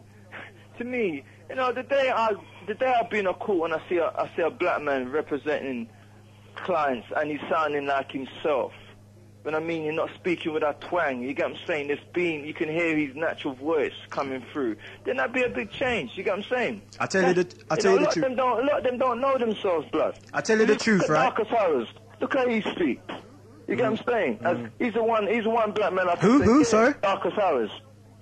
Oh, okay, Darcus Harris, yes. You know, you see that Slave Nation thing he done? Yes. No, I didn't. I caught the end of it. Yeah, I didn't know what it was about. You know, that's what I like about him. He's just himself. When he's going to see these big executive people, he just dress how he wants to dress. He talks how he talks. He doesn't compromise himself in that way. Yeah. You get what I'm saying? So a lot of these people, I'm not saying they shouldn't be educating themselves. I'm not saying that it's not good. If they want to be solicitors, they can be solicitors. I'm not saying that. But if they're dealing with part of the struggle, first we know what they got to do is know who they are and know what their objectives is. If their objectives is just to have a career and to be part of the system and to filter into the system, then know that. And know what when they get all this racial harassment and that lot, don't expect to get the backing from us. Because you get what I'm saying? Because you've turned your back on us. That's right. So don't expect us to help you because you're not here there to help us. If we help you out now, you're just going to help yourself and forget about us. That's right. That's you right. get what I'm saying? Yeah. But two things, right? I've noticed every time I've been in a courtroom and watched proceedings, any time a black man is there, he's stuttering. Of course. Enough of them are nervous, blood. He's stuttering. He's having difficulty. He's afraid. Because when you go in a courtroom, there's a vibe as it is. It's a horrible, cold vibe. Exactly. You get what I'm saying? And that's what I tell you. Me being who I am, enough time I look rough in the courtroom, but I don't care. Sometimes they wonder if I'm the client. You get what I'm saying? And even some of the solicitors and buyers I'm dealing with, when I'm going to represent certain clients of mine that I work with, they're looking at me like, you can tell they want to say something, but they can't say nothing to me. You get what I'm saying? Yeah. And when I just the judge, I dress her the same way. I talk how I'm talking, just so she understand my language. I don't change my voice for nobody. Yeah, yeah. Well, I'll tell you the truth. One of my early jobs, J-O-B, was working as a barman in the Strand, right down there in the Templars place. Yeah. You understand what I'm saying to you? Yeah. And this particular bar where I was in, trust me, right, when I stood up behind that counter, serving these people, you understand what I'm saying to you? They didn't know what type of life I was going home to. You understand what I'm saying to you? Yeah. But they used to, it was a bar that had a reputation for all the prosecution and the defense and judges, because the high courts was just around the corner. That's the area, City of London anyway, where enough things happen. And when you hear the conversations coming out and going on from both black and white, but the black man them are talking and carrying on a way that you can see is not of them. You understand? But because they see me working in a place like that and talking a certain way, they think I'm one of them. Yeah. So they can feel like they can relax. That's right. And be themselves. And when I saw themselves, I thought, damn. Do you see what I'm saying to you? That's what I'm saying to you, blood. You know, so what do we do from there? Like I'm saying, you know, to me, you know, any career you choose, you get what I'm saying? If you're dealing with the black struggle, any career that you choose, understand you're going to be limited. Definitely. If you can't deal with being limited, then you know what I mean, forget it. Definitely. You get what I'm saying? Definitely. If you don't know that there's going to be a struggle, then best you just leave it from now. And again, it's down to motives. Because we have certain parents that say, yeah, man, why you don't go to college and learn this and do that? Yeah. So then people end up doing things to please others. It's down to motives. That's right. And some people are surprised that, hold on a second, they've got the ability to go through and pass it. Yeah. And when they go through and pass it, they think, yeah, it's my calling. They ain't got to do nothing else. That's right. You understand? That's right. But my point is that them man, they should not be leaving. They're supposed to stay in it. And if they've had a rude awakening, now they should know what the game is. They should be fighting for it. Yeah, of course. You understand what I'm saying? I agree with that. The argument of fading into nowhere and nothingness, we didn't hear about you before, we're definitely not going to hear about you after. You understand what I'm saying to you? And this is what I'm saying, you see? And you know, it's like true to the Lawrence's family. Yeah. They fought so much. They you know, they put a lot of things to a lie. You get me? They've let the law have to even look at certain things, even if they don't do their things properly, the procedures. But they have to change certain things. I tell you what, right? No members of the Lawrence family, them, right? And those people there are so-called ghetto people in terms of where they're coming from. Yeah. You understand what I'm saying to you? The family, they've had to go through certain things, so they know. So when they see an injustice, they ain't really got nothing to lose because they've lost. Of course. One of the things that they've already had. You understand? Right. But what I am going to say about that situation is that they brought in a devil in terms of Imran Khan. See? You understand what I'm saying to you? And here we have Derek Bennett's family, brought him in again. But That's people just don't know. But after the Lawrence, now I'm going to tell you a quick thing. After the Lawrence, Stephen Lawrence got killed, right? And Imran Khan coming on the scene, right? He basically was doing lectures down at South Bank College. South Bank University, sorry. Yeah, down Vauxhall. Down Vauxhall there. Yeah. Westminster Bridge there. Yeah. Right? And basically, what he said, he had a big congregation of people, and he said he advises black people. Now, these are fellow...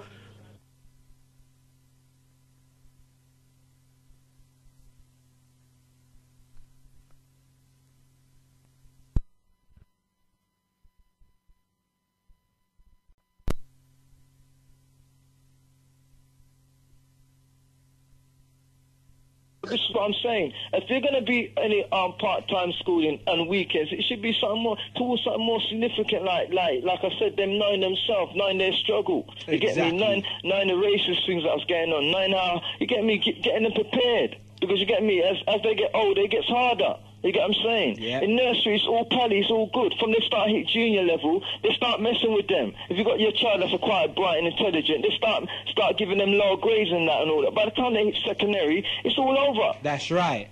And what's happening nowadays is that basically any children that ask questions, you understand? This is what I was trying to say to the last caller. You understand? Yeah. Any child that asks questions in a classroom, you understand? They get basically pinpointed as disruptive. You understand? Because now you have to stop your explanation now to explain in detail the child's question. That's right. And give them an answer. You don't want to do that. You ain't got no time for none of that. You're looking at 3 o'clock, 3:15, 3:30. That's right. You understand? So what happens now? You just put that aside now, even if it's just mentally, and just watch. And make them do that for a month. Of course they're fake. Then you will start, even if you liked it in the first place. This you here. You understand what I'm saying to you? Yeah. And that's basically what happens. So all society are doing is basically suppressing the children. Of course. From knowing. Parents, this is where the parents has got to kick in blood. Exactly. You got to know your child. And it's our responsibility as parents to teach our children. And speak to these people too, these teachers. That's right. Don't show no fear and show them, give them some constructive argument. You get what I'm saying? You see what I'm saying to you? And be yourself at the same time. Talk how you talk. Just so they understand. You get what I'm saying? Yeah. My daughter got a bad report the other day. You get what I'm saying? Yeah. Which I don't know is rubbish. You get what I'm saying? And, me and my missus had to go beyond the teacher, asking her questions, because she's thinking we're just going to be like the typical, black couple, just come accept what she's saying about our youth, like we don't know our youth. The fact that you're a couple is a difference anyway. You get what I'm saying? So by the time we finish with that, she had to give us the curriculum and, what's the grading, what's the markings, and what's how she's marked, asking her questions. So how long have you done this report and things like that? And why wasn't you telling us that she wasn't doing well in her spelling? That time, every time she has spelling test, she gets 10 out of 10, or she might get a couple wrong. Yeah. And then she's saying that she can't spell words. My daughter can't spell words that we don't know she can spell. Yeah. You get what I'm saying? Yeah. So I know the conspiracy is starting already. Yep. Definitely. And that's the thing about it, Too many parents put their children's lives and education in other people's hands. It's our responsibility. Of course. You understand? We need to. This is why I'm not a promoter of a Saturday school. You understand? Of any Saturday school. And now I've hearing talk about a Sunday school. The young lady who phoned in, Kimberly, right?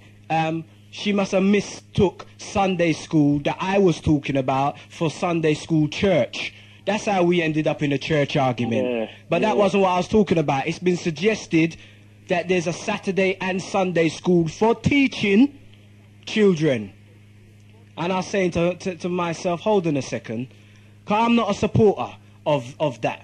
You understand what I'm saying to you? Yeah. 5 days a week, children are learning. You understand? Education-wise, as far as the school system is concerned, or education system is concerned, right? You are to be there as backup and front up. You understand what I'm saying to you? Oh, yeah. Saturday and Sunday, the youth stems to mingle with others, even you as the parent, us as the parent. Roll with us for the day. See what I'm seeing. Talk about it. Did you see that? Yeah. Did you learn from that? What do you think they did wrong? You understand what I'm saying? But this is what I'm saying to you. See, it's all about... We don't like children. We want to get rid of them. It's how you deal with your youths as a parent. Exactly. Because I spend enough time with my youths. You get what I'm saying? Exactly. You get what I'm saying? And I always ask questions. And we have to big up the... Always ask questions. How was school today? Yeah. What did you do? All did important. anyone trouble you? What did you eat? Did you get tell off? Why did you get tell off? You get what I'm saying? These are the things I always ask my youths. Yeah, you get me? Because these are the things, you get what I'm saying? It's it's like a routine. They get used to telling me what they're doing. But you know what, KB, I agree, because I'm on the same mix myself. You understand what I'm saying to you? I need to know what they taught my children today. I want to know what my child learns today. What you learn at school today? Hey, that's one of the things my dad, in his rarities, taught me. First thing when I come in from school, what you learn today? You understand what I'm saying to you? Yeah. It's the same game, different player. You got to show interest and know what's going on. You get what I'm saying? And if you don't show interest after a while, you know what I mean? Your children will start to distance from you. You get me? Yeah. Because if you can't help them with their education, there's going to be a void. Come on now. Come on now. If I said to you now, KB, when you leave your house today, your destination might be to the right. Yeah? If I said to you, leave your house today, KB, hear what you do. Turn left and go round the block and go where you're going. What's the first question you're going to ask me? I'm going to ask you why. Okay. And that's with all what you know. That's right. Right? So therefore, a child comes out and knows a fraction of what you know. And when they're asking why, you don't think they deserve an answer? That's what I'm saying. But you do, and I do. A lot of parents don't, though. You understand what I'm saying to you? That mode, like, shut up and put up and all the madness. Exactly. So the youth's confidence and the youth character gets destroyed. Exactly. Because naturally, a youth is naturally in its natural state when it's 3, 4, and that. It's just natural. It's being itself naturally. Exactly. But when you suppress the answers of knowledge, you might not even know. No, but you still answer. I don't know that. Right? But, for me personally, if my child comes and asks me, and this is how it's been, I've educated myself greatly in terms of what I would have known had my children not been around. Because my children ask me and have asked me questions. And I have to think, damn, I don't know. And guess what? Because I don't want them to think I'm stupid and I want to keep the link with them. You have to find out. I go and find out. Yeah. And I come back. That's and right. I say to them, yeah, the answer to your question was blah, blah, blah, blah, blah. You understand what I'm saying to you? I've taught myself something because I didn't know it previously. Yeah. Do you see what I'm saying to you? And some of the questions what they're asking, I was asking. And I'd forgotten that I'd still hadn't had an answer for certain things. I'd forgotten because I've lived in a society where you're not to ask nothing. Everything just happens. It's just meant to be. That door closed. That's right. So, as far as I'm concerned, it takes these kind of things as a parent that will make a change. And people, the adults right now, like I said, as far as I'm concerned, they got to know where they are in this thing. After they're pro-black or they're not. They just want a career. If they want to be transparent, then they don't want to acknowledge their color scheme. They don't want to acknowledge what happens, the treatment they get through their color scheme and through their heritage. They don't want to acknowledge that. That's up to them. You get what I'm saying? They're taught not to because... When the shit hits the fan, don't be coming to us. That's all I'm saying. That's right. Get what I'm saying? That's right. It's definitely up to us. You understand? And it's information time. definitely. You understand? It's information time. It's all about the youths them. So I personally couldn't give a toss about the big people. Personally. You understand what I'm saying to you? Me and Rebels talking, and he's about the big people and the youths. I'm saying sod the big people. It's all about the youths. It is about the youth. You understand? But it's been broken down to me why big people is needed. If the big people don't fix up, you know, it affects the youth. You see? Like, or not the parents. You know what I'm saying? They don't look at certain things and change certain things about them. Then it's going to affect their child and their children. And you know what is really sickening about our plight as well. You know, we're only interested when something happens to us. Of course. You understand? Or our family. You understand? If something happens to us or our family, we want to go to the highest mountain and shout it out. But what? You never realized that brother over there or that woman over there, you didn't realize it was the same thing what happened to them. Where was you in the support of them? Yeah. Do you understand what I'm saying to you? And we need to be getting back our community-ness. Yeah, you know, that's going to be a hard one, but we have to. You understand what I'm saying to you? And it starts from home and the family. I've gone to one of my friends' them funeral. I tell you the truth, is a man I know from I was a youth. Knew him as something else. And it's only a man told me in the week, nah, it's this brother here. And I've gone to the funeral and I see it's this brother here. You understand what I'm saying to you? No longer with us. I saw him 3 weeks ago. We rapped for about 2 hours on the road. Yeah. Do you understand what I'm saying to you? That's how quick things can happen. Of course. You understand? But the point I want to make about that funeral is I met a few people who I haven't seen for years. Because you know the only time we link up is funerals and weddings. Yeah. And if you never knew the person in the first place, you ain't going to go to their wedding because you're not going to know who it is.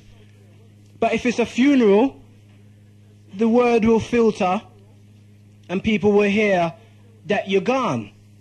And that's how people turn up at funerals and there's no stopping them. Wedding, you can stop people from turning. Who are you? Who invited you? I don't know you. Can you leave, please? Yeah. As certain people, you understand? But funeral is a different argument. And what happened at the funeral was there was at least 5 members of the family who all grew up in the same area, did not know that this guy and his family was their family, as close as cousins. You understand?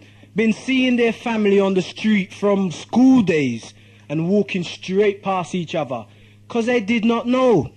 Yeah. Do you understand? There is no community. So what you're saying, I do agree, it's going to be hard. But it's easy because charity begins at home. It starts from home.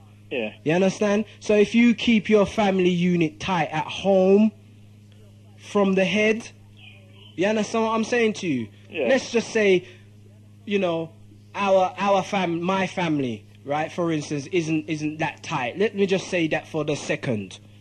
Okay, it's not strictly true, but let me just say that for the second. Now, I've recognized that and I've seen that. So that means my children now, they're going to be tight. That's what I'm promoting, tightness of the children. Yeah. Blood thicker than water. And then when they have their children, they're going to be cousins. And there's going to be other cousins. Nothing to do with me, but to do with the children. Yeah. And so on and so on. Now, as far as I'm concerned, while I'm here on this earth, it's my business and my duty to keep that side of it tight. Do you see what I'm saying to you? Yes. That's what we need to be doing. You understand what I'm saying to you?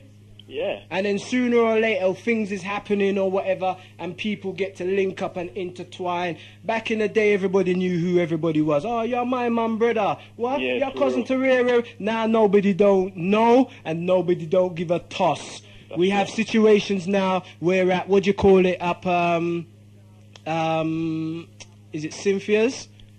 Where some guys them waited until the clubbers them was coming out and then they sprayed up the place. Right? One person got hit in their hand, maybe others, but as far as my understanding, one person got hit in their hand. Yeah?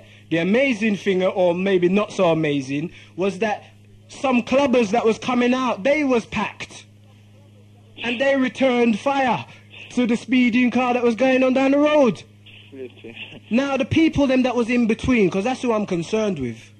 Because I'm down with bad man linking up with bad man and going to the forests and battling it out like I hear a man talking. I'm down with that. Because if you're a bad man, you don't respond. That's true. You understand? But this bad man that cares selectively can't respond for them man there. That's right. You understand what I'm saying to you? But my point is, the people in between that gunfire, that gunplay, could have been any one of those gun people's family, cousins, your best friend that you respect from way back when you've just bust a shot and killed his youth or killed his brother. You understand what I'm saying to you? I hear what you're saying. I hear what you're saying. I hear everything you're saying, you know, but again, like I said, right, as a people, like, we've got to start forming our own society, and we've got to have divisions, you get me? That's like, the system's got divisions. You've got to have your policing, you've got to have your analytical division, you've got to have your law division, you've got to have your analysts, you've got to have all these kind of sections, you've got to have your people to protect your community from these people. Yep, assimilators, spies, so, you know what I'm saying? That people seem to be dissing. Yeah, so that's what I'm saying. You have different types. You need different kind of role models. That's what I'm saying, like the solicitors thing, really. If a man's going to be a solicitor, you get what I'm saying? He needs to know the game what he's in, man. And they got to know themselves and know what they're up against and understand what the sacrifice, because everything's a sacrifice, you know. Exactly. If you want to make a whole heap of money being a solicitor, or you want to reach to the top, understand you cannot be a threat to the system, because the system won't allow you to get there. Exactly. So understanding that you're going to have to compromise who you are to get there. Another way of making it to the top is to deal with your own. Turn it back inwards and deal with your own. Because there's enough cases in our community what need spotlight shone on them. That's right. You understand what I'm saying to you? So, by hook or by crook, if you want to be the top, you can be the top or close to the top. You understand? As far to the top as you can go. But you can still turn it around and make a difference.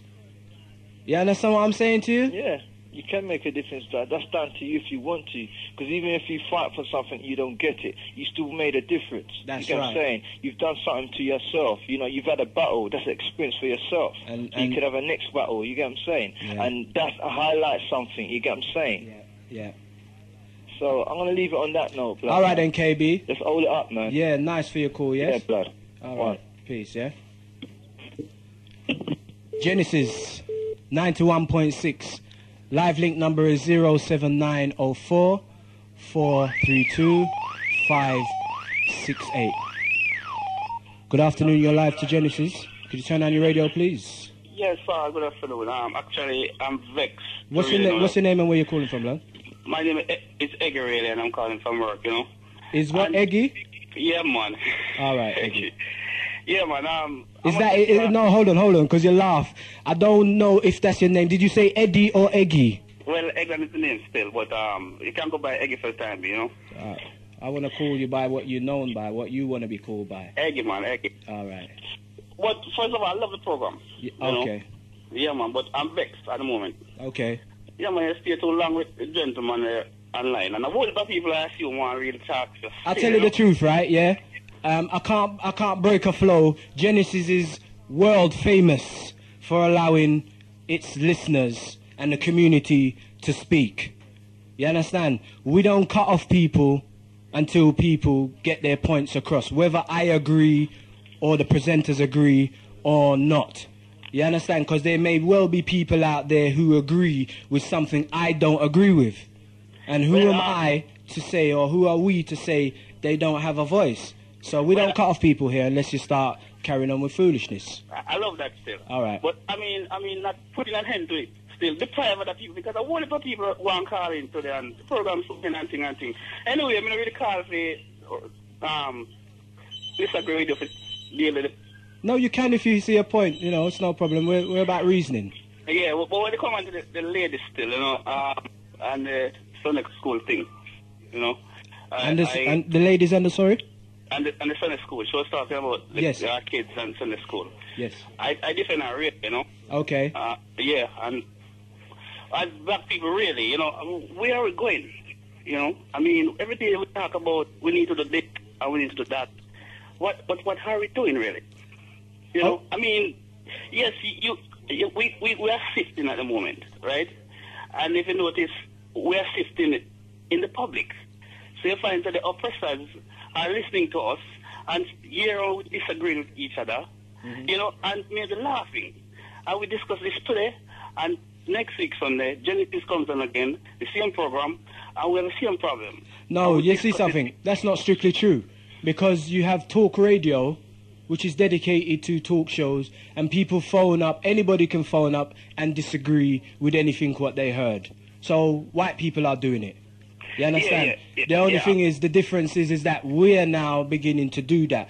Up until the other day, the only thing you heard on black talk shows was interracial relationships and how comes man's just dogs and got youths all over the place. That's the only two things I heard previous to Genesis. Now the game is stepping up on all around because people no longer are stuck in that shallow mentality. Yeah. You see what I'm saying to you? And that's the difference. Yeah, the other day I tuned into Genesis and, you know, I've been listening to the part while, you know, it really impressed me to some African programs and black programs still. But being a man from... Ain't done yet still. Yeah, that's good. But being a man from Jamaica, you know, we always fly the black flag really high. So we use them sort of thing. A man like Muta Baruka and Jesse Jenda from back home, the man that vice it. You understand me? So, I mean, Genesis is just like a continuation of when we left home. Still, you understand me? Okay. What we say still, we still sitting, and I don't want to think that you're a person who believes in the Creator. Are you? Am I the what, sorry? Do you believe in the Creator, or there is one? Do I believe in the Creator? Yeah, if there is a Creator. I believe in forces. That's what I believe in. Yeah, but force has to come from somewhere, innit? Yeah, it does. You understand? And some things are seen, and some things are not seen. Good. So, I mean, since your mind's bringing back as far as to believe that, okay, there's a forces. It has to come from somewhere or something, innit? Yeah. Well, okay. I mean, the reason why I ask this still is because I hear you start hitting the lady. You know, I disagree when she speaks about Sunday school. Number one, right? The young lady misunderstood what I was saying about this particular Sunday school. What I was talking about. What I was talking about was it's been suggested, right, amongst our community that there is a need for a Saturday and Sunday school. The Sunday school that was suggested wasn't anything to do with church. You see what I'm saying to you? But automatically the first call I got, because I didn't even get to break that down, the first call I got was somebody defending Sunday school. Now I know a little bit about religion, you understand? Enough to know that it doesn't make no sense. And it hasn't done anything for us. Jesus has failed for 2,000 years, blood. Yeah. How much chance are you going to give a man to fail? If you're watching football, let's just say that a man likes football, all right? Okay, then forget that, right? A man, football, right? A man plays football, and the team is making an effort, but this one brother here ain't doing what he's supposed to do. Yeah. And you keep on giving them chances. How much chances do you give somebody? That's the question. I know that you're referring to Jesus. Sorry? You're saying that Jesus fails in his quest. I'm referring to Jesus, yes. If Jesus is your God. Okay. That's what I'm saying. I'm not disagreeing with you. And 2,000 years is a long time, man. Very long. Considering that the average death rate of a person is 55. Yeah. But you're going now. You see? I'm not disagreeing with you now. In other words, I disagree with you. You see me there? But the fact is that everybody has them views. And as black people, we have to give that to everybody. That's not no problem. But don't be saying that what's good for you is necessarily good for others. That's the thing. You see what I'm saying to you? Because for some people, church, they've been through the whole lot. And it still has not done anything for them. Yeah. You understand what I'm saying to you? Yeah. Still, they're still waiting. They're still hoping. Listen to me. If I do my work now, I want payment now. I'm sorry. Okay. That's the way how I am, blood. Yeah. Well, what we say. You understand what I'm saying to you? Why should I do my work and then wait until I die before I get my wage packet? I don't understand that.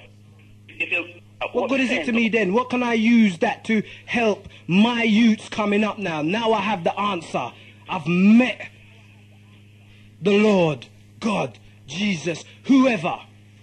Well, what I'm saying, but this is what I'm saying.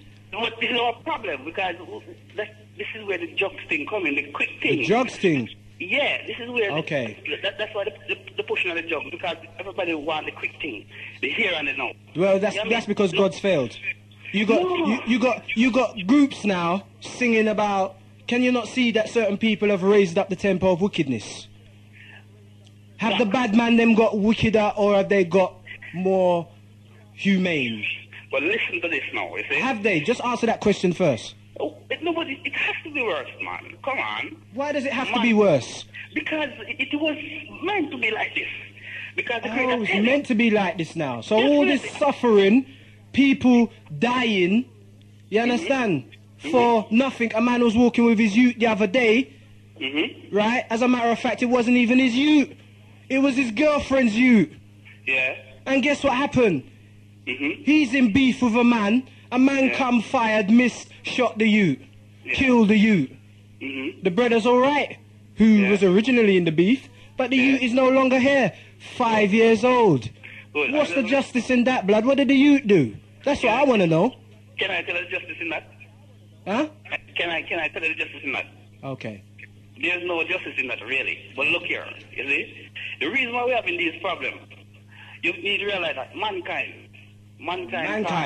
You see, now you're going into a different argument now, because mankind, to me, means kind of man. Somebody that look like a man is a kind of man. So I'm not fooled by that, you understand? One step for mankind, one giant leap for mankind. So be clear about the mankind you're talking about. I like what you said to you. You know what I mean? No, they tell you that. They tell you that on TV. Anytime they make a discovery, they tell you that. One small step for man, one giant step for mankind. Well, listen to the reason. I didn't say that. No, you're important for me to point, man. Listen to the reason, you see?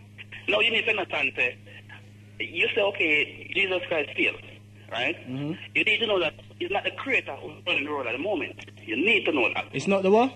He's not the creator who is ruling at the moment. Okay, so who's ruling? It is the opposite. It is the evil force ruling the world at the moment. Evil forces? Yes. Okay, so you're going back into the same thing what I said I believe in. The forces. No, listen, man. You see, the reason why you see them shooting and you're asking with justice and you want justice now, and it's only because it's not the Father who is ruling now. His time of ruling is not yet here. So hence we have the wickedness, the murder, the loot, the killing, you name it. And as a result of that, as a black man, you have to know that, okay, them things will happen. And it happened because our forefathers stuck in church. Stuck in church. Come on. Life is about everything. Turn the other cheek, blood. Church. Forgive. Killing. Everything make up life. You see what I mean? And we can't isolate it. What we have to do, we have to carve out, we have to question ourselves.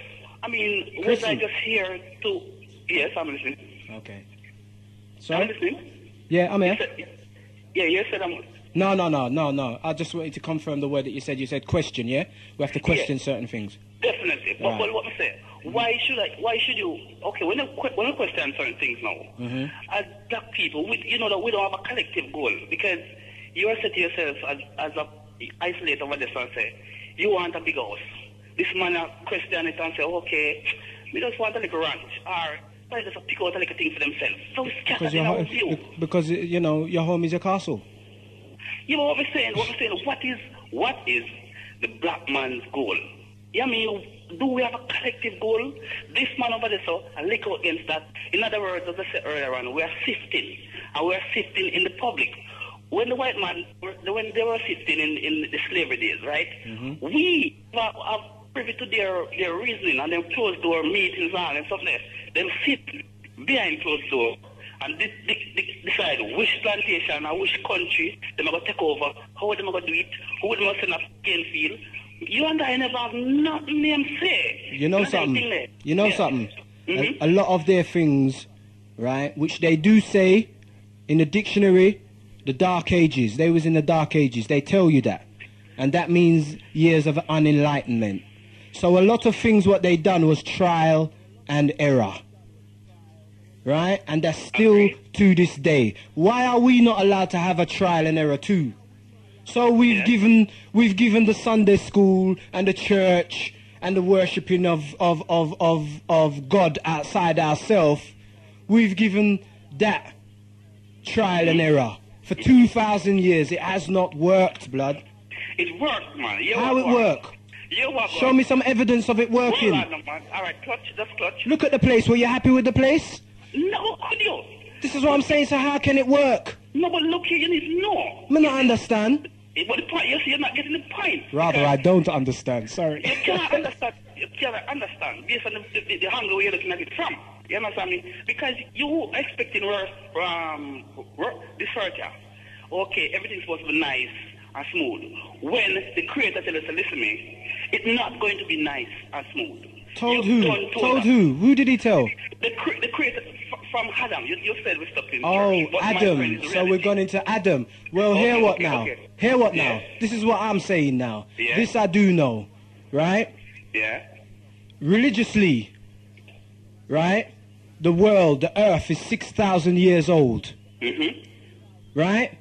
So the Adam story is 6,000 years old up until now. Good. Right? Yes. Is that true or false? Yes. It's true. Is it true? I'm listening to you. I'm not asking. No, but I'm asking you, is the earth 6,000 years old? No, it couldn't. So hold on a second. What, you mean that it's not correct? What it's saying? What these religious teachers and scholars who studied the Bible and know, and Sunday school, and they know more than what you know. Yes. You mean what? They don't know? Look here. The who somebody talking about who says the earth is 6,000 years old, right? No. The Bible says that, and they've put date on it. 6,000 years old, blood. That's why they say that civilization is between 3,500 BC. You understand? Because they don't want to acknowledge, right? You and I know that. No, you and I know that civilization, Africa is the cradle of civilization, isn't it? No, but this is what I'm saying to you, right? When you're entering into the belief argument of God and Jesus, right? When you're entering into that argument now, you have to accept that it's 6,000 years old. You can't know additional information and then just keep that to one side. No, man. Well, look here. If they say the earth is 6,000 years old, right? I'm not saying that. They're saying it. They're saying that the first... Okay, but you're saying they're saying that and they say the Bible says it. Who says it? Sorry? You're saying they say that, the preacher says that, then you're saying the Bible says that. No, the Bible doesn't, the preacher doesn't say that. Who says the Bible? You understand? Religious people say that. The earth is 6,000 years old. Sorry? Does the Bible say so? Does the what? Does the Bible say so? I don't know. I haven't read. I can't get past the in the beginning part. Okay. Because that already shows me that you're already in something. And then let us make man in our image. Who they talking to? You understand? So I can't get past the second page. But let me tell you. Inside the cover on the King James Version, it says re-edited, reproduced, read a whole lot from original languages. So then that means to me that I need to go back if I'm going to study and go down that line of things.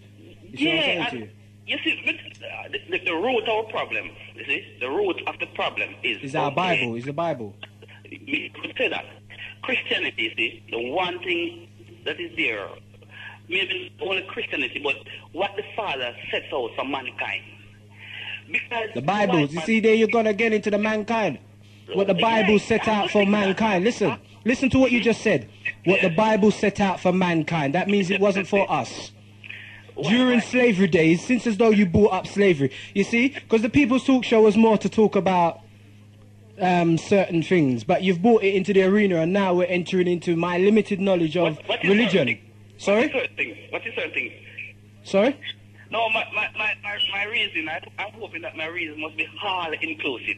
No. This is the People's Talk Show. So you can talk about anything you wish to talk about. But what I'm saying to you is that, you know, I didn't intend to go into a religious debate. You understand? But at the same time, you're questioning me, right? And we're reasoning, and you've got something to say. So that allows me to talk my limited knowledge of what I know from the Bible. Now, what I do know is that God, as far as the Greeks were concerned, made black man to serve us. Into Roman times, the word turned from one of the words that they used was serve us, right? Later on changed to servant. Now, you was considered as a black man, right? To be a beast. 2/3 human. Do you understand? They said so, and all of their laws basically stamped that fact as far as our treatment was concerned. Now, one of the things was that we wasn't allowed, because if that was their God, remember, you know, we're 2/3 beasts, we're slaves, so we're 2/3 beasts. Do we have the same God? If God made us to serve them, which is what they did suggest, right? Do we have the same God? Yes. Yes. Yes. I don't understand that, blood. All right. Okay. If you're to be my dog, you understand? Because you're not on the level of me, and I believe in God. How my God can be the same as your God? Okay, you want me to shed some clarity on it? Can I? Yeah, go on. Okay. The thing that is here to save, the one thing that is here to save you and I, black people, is myself. Across the board, is it? No, we're our one enemy, man. I gotta save myself. I'm telling you the truth. Yeah, but you need to know that you are your worst enemy. You need to know that. I know that I'm my best friend too. Oh yeah. Okay. let me just sift out. I'm gonna explain to you. We're sifting, right? Okay. The one thing that is here to save us, you see, the white man hold it and manipulate it and throw it back at us. And we see it coming at us, you know, this started. And we said, no, you, for instance, the Bible, the King James Version, different translation, okay? Certain things in there where we downright disagree with. I mean, but because of their input and their manipulation, they set things the way they want it. You understand me? And they throw it at us. It makes us, I mean, disagree and start hating the whole script. While they manipulate the script, they alter it, put in and take out what they want to take out, put in and take out, and give it to us. And the real original thing, because we never get that, you understand me? It makes we now get the entire script, both the original and the different versions. Right. You understand what I'm saying? Right, so stop there, right? So stop there, right? You're admitting that certain things you disagree with. And certain things is wrong. This started, of course. So tell me something. If you buy an orange, and the orange is rotten, definitely. You bust a little piece, and you see say it's rotten. And you think, try, it's just a surface thing. But the deeper you go into this orange, this orange is just rotten. How far do you have to see that it's rotten before you realize you have to throw it away? But that don't stop you from eating orange, man. That don't stop you from, sorry? That don't supposed to stop you from eating orange. No, but this is what I'm saying to you. So you throw away that one, and you go and get a new one, innit? Good, one that's fitting for you, isn't it? You understand? It might have a little scuff marks on the peeling. Yeah. But the essence inside is all good. Good. Yeah? So what I'm saying to you, just like I said that Jesus has failed, if you can see that with the Bible, yeah? I didn't say that, you said that. Yeah. How far are you going to keep this thing here before you realize, say, rotten, it needs to throw away, and you need a new one? Okay, that's what I'm asking. My answer to that is, you see, You see, one of the reasons, maybe the reason why the orange is rotten, maybe it was genetically modified. Sorry? You need to know all that. It's not just genetically modified oranges that go rotten, blood. Come on, man. No. Listen to the reason, man. Something must have happened, with the creation, the production of the orange. Tell me that? Sorry, say that last piece again. Okay. Something must have happened. You understand me? Some wrong input or some chemical or something. You understand me? Wrong storage or something must have happened to the orange. Okay, because right. Originally, orange is supposed to carry a shelf life. You see me there? Okay. Before you tamper with it, nature itself give us orange that, have a certain amount of shelf life. But we want big orange and sweet orange, and we do what we do to it to get bigger orange. And you understand me? And as nature never allow that. We're fighting against nature. But we don't really want to stretch it out too much still, And you see, that's our problem. Because we're fighting against nature when we should be fighting with nature. Someday, for real. You understand what I'm saying to you? Definitely. So like what you just said, right? Something happened. You understand? Where it changed from natural into genetic.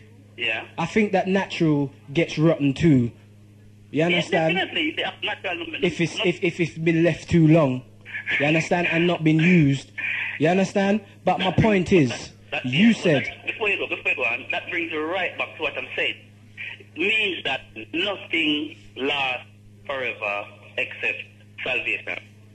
So therefore, nothing's lasted forever. By what you say, we still need salvation. We have to, my blood. All right, we have to have salvation. And Jesus and the Bible has not worked. That's my point. And that's what I said in the beginning. It has. How? It has. Show me some proof. Okay. Prove it. You see, do you believe in the Bible? Sorry? Do you believe in the Bible? No, I don't. I just told you I can't get past the first page. If you're telling me that right now something happened, so you need to get back to the origin, the first page of the Bible tells you that. It's re-edited, reproduced, revised, re-everything. So here what? I'm trying out the rotten fruit. Yeah, but what I'm saying, we're allowing ourselves to be tricked, you see? No, yeah, you're right. We're allowing ourselves to be tricked. Is that the original script, which is there for us, is tampered with, right? The original script is tampered with and was presented to us by a set of people. No, because... Our slave masters, yeah? Sorry? Our slave masters, yeah? Good. No, because... So when they was taking our things, basically, the turn the other cheek was just so that they can continue to take our things. Well... You understand? We wouldn't rise and we wouldn't rebel. I like how you put it. But what I'm saying... It's not me saying so. It's what it says, turn the other cheek. If a man boxes you, turn the other cheek, give me the other cheek to box. You take it literally. That doesn't work because you give a man an inch, he takes a mile. You take it literally. Literally. So how else am I supposed to take the word of God? The word of our Creator? How else must I take it? Like a joke? Can you allow me to finish the point though? What I'm saying is the original script has been altered. Presented to us by a set of people. Okay? Now, it is the script we have to go back to. We have to go back to the original script to find ourselves. That's right. Have you done that? I'm in the process of doing that, man. Okay. Well, when you've done that... My day-to-day life is inclusive of that. Okay. Right. Right. And what I'm saying, we not going to make it. Not sure you talk, if you talk, you're 150 years old, and if you work a galaxy or Genesis forever, the problem is going to start. Not until we go back to the original script. What is it for us? And not everybody's going to go back. Because some people like the way how it is. So not everybody's going to go back for the start. But then again, not everybody will find themselves either. You understand? Okay. You can guarantee that this conversation, or people will call it, and people discuss how we're going to elevate ourselves forever. You understand me? Because we don't have a collective goal. I'll tell you something, right? Yeah. Yeah? The way how we're going to elevate ourselves, you understand, is going to be without that stuff. The Bible. Yeah, it's going to be without that. It's going to be without the belief of Jesus and all of that nonsense. Okay. You understand what I'm saying to you? As a black man, it doesn't work, blood. You understand? It hasn't worked for me, it hasn't worked for my people, them, in terms of I see my people give themselves over wholeheartedly. And it hasn't done jack for them. They still have to do what they got to do. Physically. Well, yeah, physically. I like to touch that. See, the thing about it, you know, you see, because of the way life and hurt is so hostile. And the Bible teaches about humility, love. It doesn't, man. It doesn't, man. Yes, but like I said, I haven't come in here today to discuss religion. You understand what I'm saying to you? But listen to me, right? But listen to me. The Bible is full of stories where God could have helped the people and chose not to. But my friend, full of it. My friend. What did people do? Listen, in the Bible it talks about slaughtering of people and all of them kind of things. My question is, just like the man who was walking with his girlfriend's son down the road, right? And basically he's in beef with a man, and a man's come up and bust shot after him, missed him, and got the youth. What did the youth do? My friend, I could have given you 1,000 similar experiences. That's it. And there's nothing that you and I have ever said, I will ever say, which hasn't mentioned in the book, that great book, where you were on the prop. It's not great. It's great, and that's another thing. Anyway, that's another thing. But you see, that great again, you see, that was one of the words then what they was using to ban Farrakhan. That Farrakhan said that Hitler was a great man. The word great doesn't mean good. No, but look here, Farrakhan, I've listened to Farrakhan.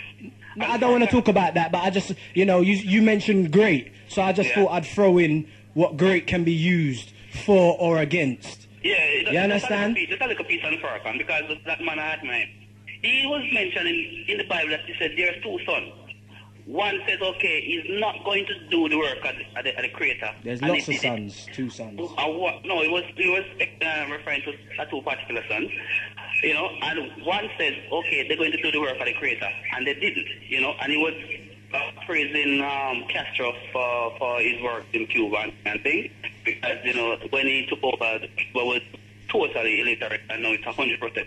And he was, you know, you look at those little things, the oppression and all they segregate the wealth of the world, segregate themselves from him, and he sits back and stuck to his people and help them.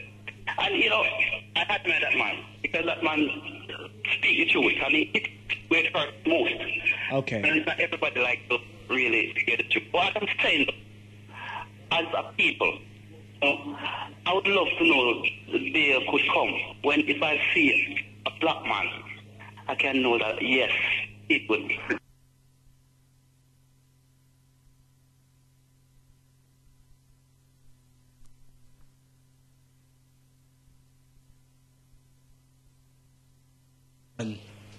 And the conversations that we have, there's just enough love in terms of conversation, and we're both struggling, and religion ain't got nothing to do with it. Yes. You understand what I'm saying to you? It is the foundation. My friend, you can disagree with as much as you want. You understand me? Because it stands by itself. Disagree as much as you want. It is there. You understand me? And I know it's there because they've put it there. Look at this. You've even got the movie Planet of the Apes. And that's the next question. Hold on. For anybody who's seen the movie Planet of the Apes, how much religious things is in that movie? It's a spell. My friend. You understand? And we're under a spell. We need to wake up from the spell and deal with the reality. I'm not even going to... You understand? Because we're going to agree... I'm going to agree to disagree. You understand that the way forward is through the Bible and through Jesus and Sunday school, because that's not my reality. Enough youths that I deal with, that's not their reality either. They don't know nothing about none of that. You understand? Can I say once more that the thing that comes here to help us, you see, our enemy use it against us. And there's black devils too. All I know, it allows us to turn against that which is there to help us. We're not seeing the trickery behind it, you know. Okay. You see what I'm saying? We're not seeing what they're doing. They're all falling in the trap. Listen, I'm going to wrap this up now. Because like I said, and I've said it many times, I find religion and talking about religion very boring. You understand? Because it has not helped me. It has not helped none of my people, them. You understand what I'm saying to you? When my brethren gets murdered, you understand? Because 5 men come and kidnap him or bust some shots in him because they think that they can. They're so-called bad man. You understand? When we go when you go to the church, the preacher's telling you that it's God's will.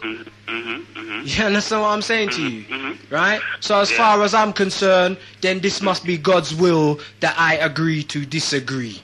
Okay, fine. You understand what I'm saying to you? I find it boring because it's not doing nothing for us. Religion comes in everything. You understand? You're living in a Christian country. The first thing you mentioned was Jamaica. Jamaica's a Christian country. Do you understand what I'm saying to you? It's from the seed, blood. It's from the seed. Recognize that. And you've left from one Christian country straight into another Christian country. Definitely. You understand what I'm saying to you? So the game for you remains the same. And you're still looking in the same book from Jamaica over to here now. You understand? You're not happy. There's stuff that you disagree with within that book. The book is rotten. How far are you going to look down before you throw away the orange blood and get a new one? Okay, good question. Okay, you understand? My question to you, I just say you're going to wrap up this thing. Which makes you go back onto your words, but you open the program with. I mean, when I call you earlier, can you see make a man? I wanted to talk about something more serious, like the solicitor thing and the CPS. And these are the little technologies what they're dealing with. And I've mentioned about how they've switched around, how they use religion in court before you even go on the stand, before you even mention a word. They want to know what religion that you are. No, when you understand? Religion, to bias you. Before you wrap up, you see? I know that. I find it boring, man. There's more detrimental things going on. Religion's had its time. Before you go, though. It's had its time. I know that religion caused more death than all of the world wars. Yes, it does. You understand me? So, yes, it does. One Christian country against another Muslim country or whatever. Religion is the root of it, man. It teaches you. Okay, I want to learn something now. So teach me something from the black brother to the next. Oh, you say you believe in nature. I mean, you're saying, okay, your friend get chopped down and he never deserved that. I mean, okay. My friend, listen to me. Let's be clear. I don't know what my friend. We're big people. So I'm not going to swear blind on what my friend does or does not do. You understand, right? As I can only deal with as far as I know a man to be. My point was the youths. Okay. You understand? And my point was the brother coming out of the club and he got shot in his hand because what? Man wanna bust shots on some people. He ain't seen them yet. He's seen some other people. He's busting shots. And the other people them in the club, what? They come out and rather than they get flat, no, we're not living in that time now. They've got guns on them too.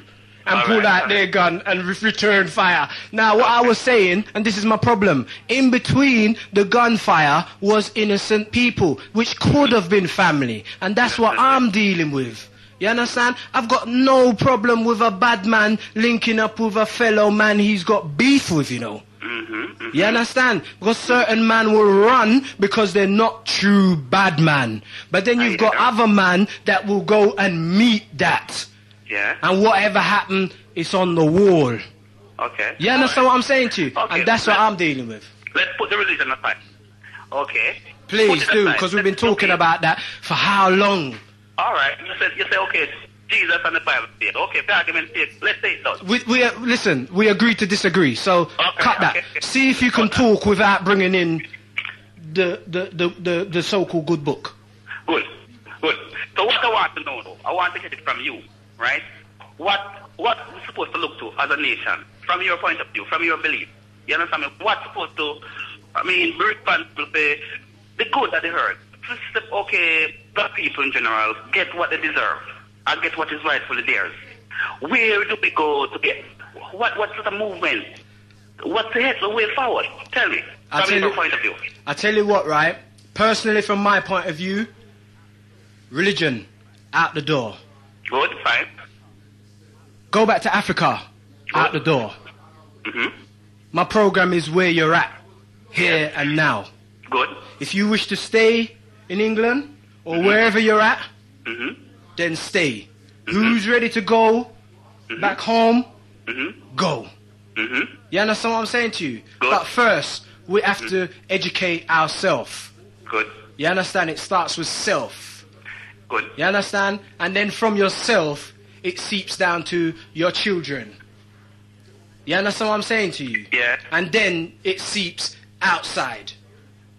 You understand what I'm saying to you? You know what is the most difficult thing? What's that? One of the most difficult things is to reason, have a conversation. Why? No, what I'm saying. Have a conversation without talking about the good book. I don't want to... This is what I'm saying to you. This is how spooked out we are. No. We ain't got no thoughts of our own. No, well, listen.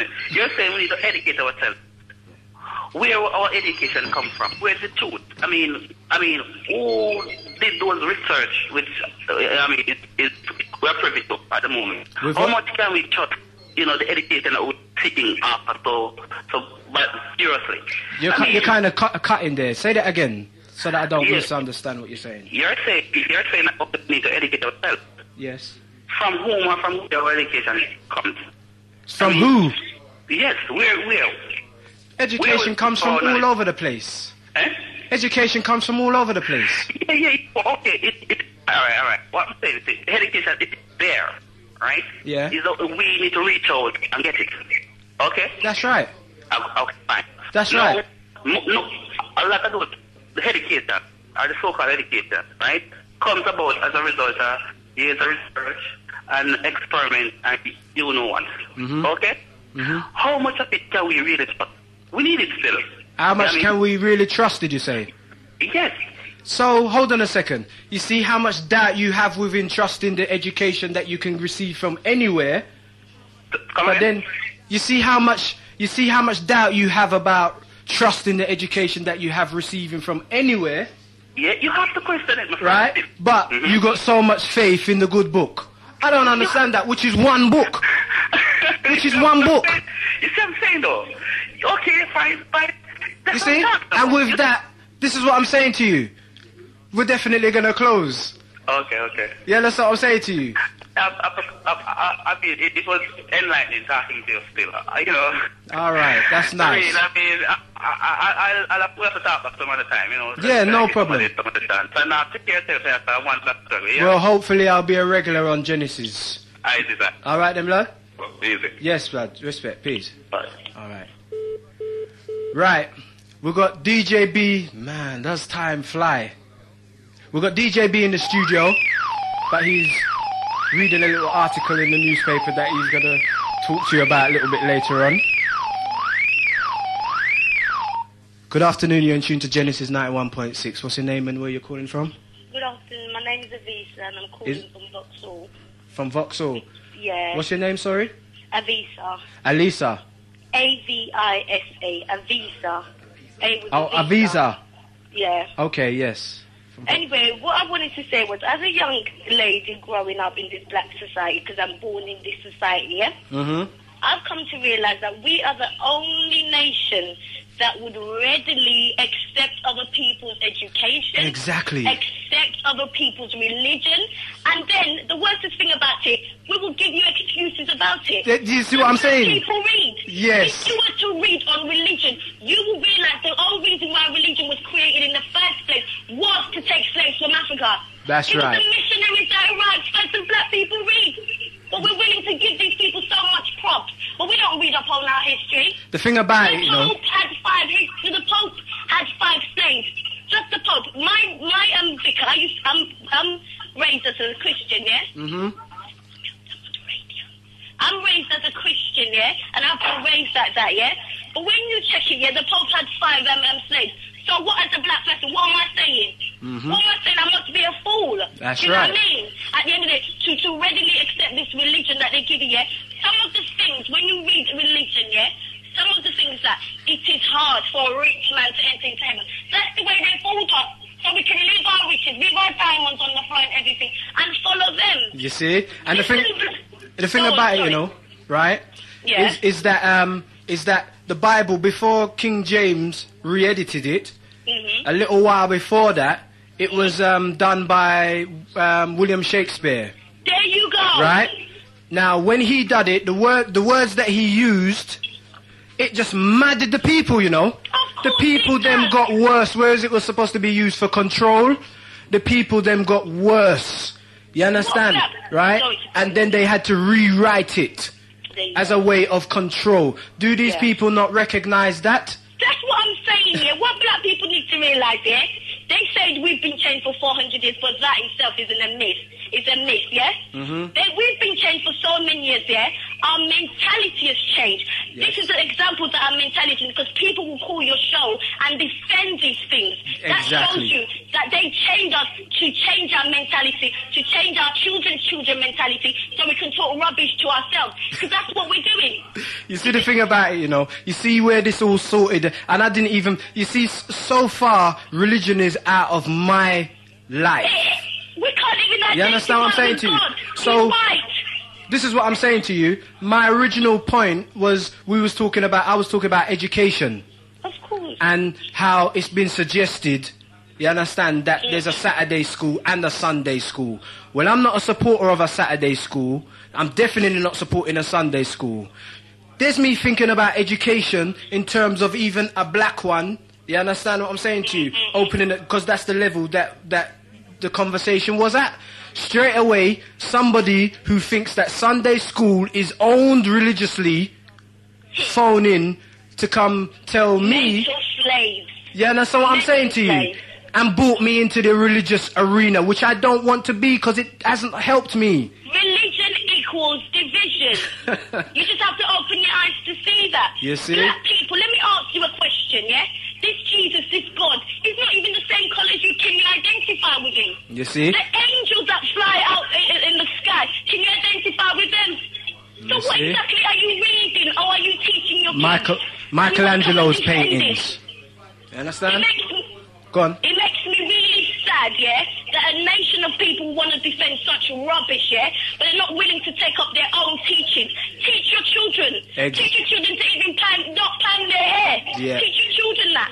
To love their black skin. To love their ancestors, where they're coming from. All of them. Teach them that. You go to college, what are they giving you? The white man's education. You go to school, what are they giving you? The white man's education. When I was doing my A-levels, yeah, and we were asked to do a project, can you turn it down, please? When I was, sorry about that, yeah? Yeah, no problem. When I was doing my project, yeah, and we were asked to do a project based on anything, it could be anything. What I did was made a game for black children, yeah, for, that are in the primary school, to just show them inventors. Do you know what I mean? Things, just paper. Who invented paper? I bet you don't know that was a black man. Yeah. I bet you don't know. You give all the praises to a white person, because that's the way your mentality is gone. Do you know what I mean? And then when you talk rubbish to me, I get back. Yeah. Because at the end of the day, you don't go out of your way to read about yourself. Yeah. Because the white people, when this conversation that I have here, I actually have it with the white man, yeah? Before, because I'm born in a nation where I met all the black women wearing other things or changing themselves, you know what I mean? And then we wonder, where's this God, where's this God? He can't recognize us, so why do you want him to come next to you? He don't know you, the way he made you, he can't even see you that way. You see? Do you know what I mean? But more to the point, yeah? The thing that I made for these black kids here.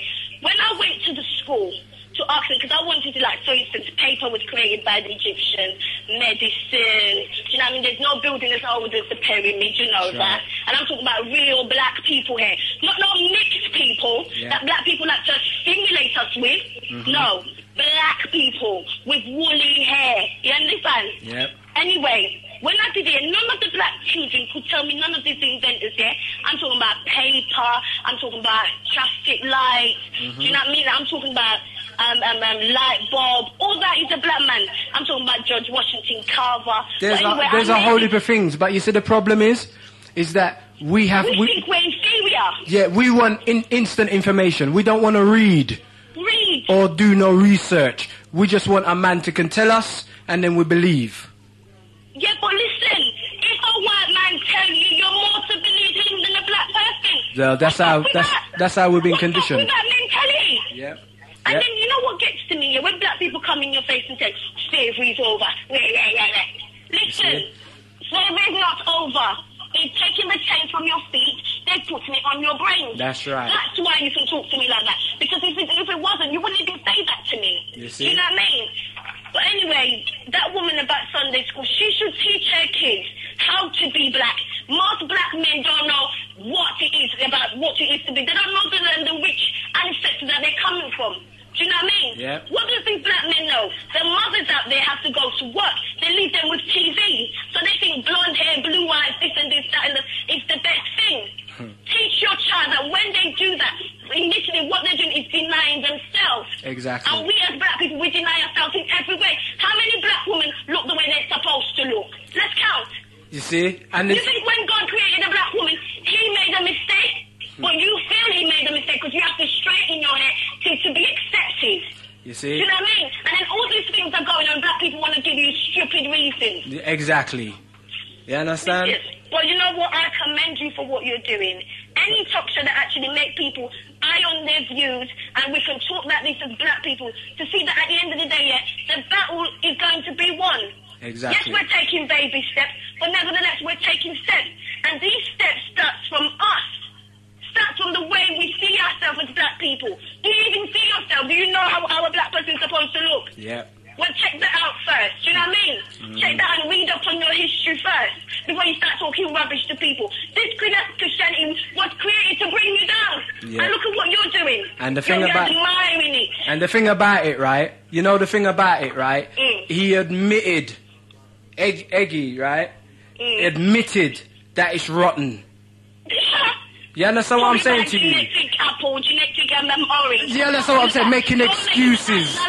You see, it's people taking it further than it needs to go. You know, I just mentioned the fruit and it was rotten, and I just want to know how far do you dig into the fruit, and all you're seeing is rot. How long do you dig before you throw it away?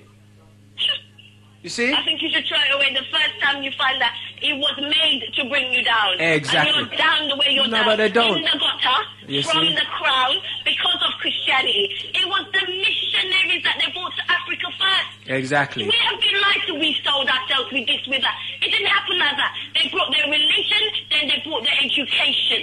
And in that way, they capture the young. They capture their mind. They capture the way they think. And that's why we are the way we're at. And they're still capturing the young. Because people like you phone in the show and talk rubbish. You know, Read, man. Exactly, and that's my point exactly as well. You know what, as well, you know, you see, it's funny, you know, this is what I wanted to mention, right? I wanted to slip it in, and you gave me the opportunity to slip it in, right? They showed the news the other day, right? This is how much we don't like to read. We fear books, right? They showed the news the other day, right? Where, because you know that that business is going on in Zimbabwe with Mugabe. Yeah. Yeah, they've even tried to say that it's ethnic cleansing. You understand? They're trying to link it up with Bosnia and Kosovo and all of them things, right? But it's all down to the words. You understand what I'm saying to you? Now, what was important for me, when I saw the news, right?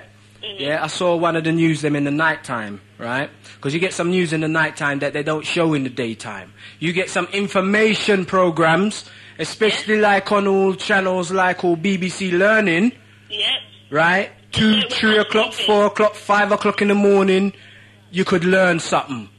You understand? Now, what was interesting to me was that they showed a farmer's house in Zimbabwe that had got ransacked. Everything in the house was mashed up, and they showed you. You know the only thing that was left standing?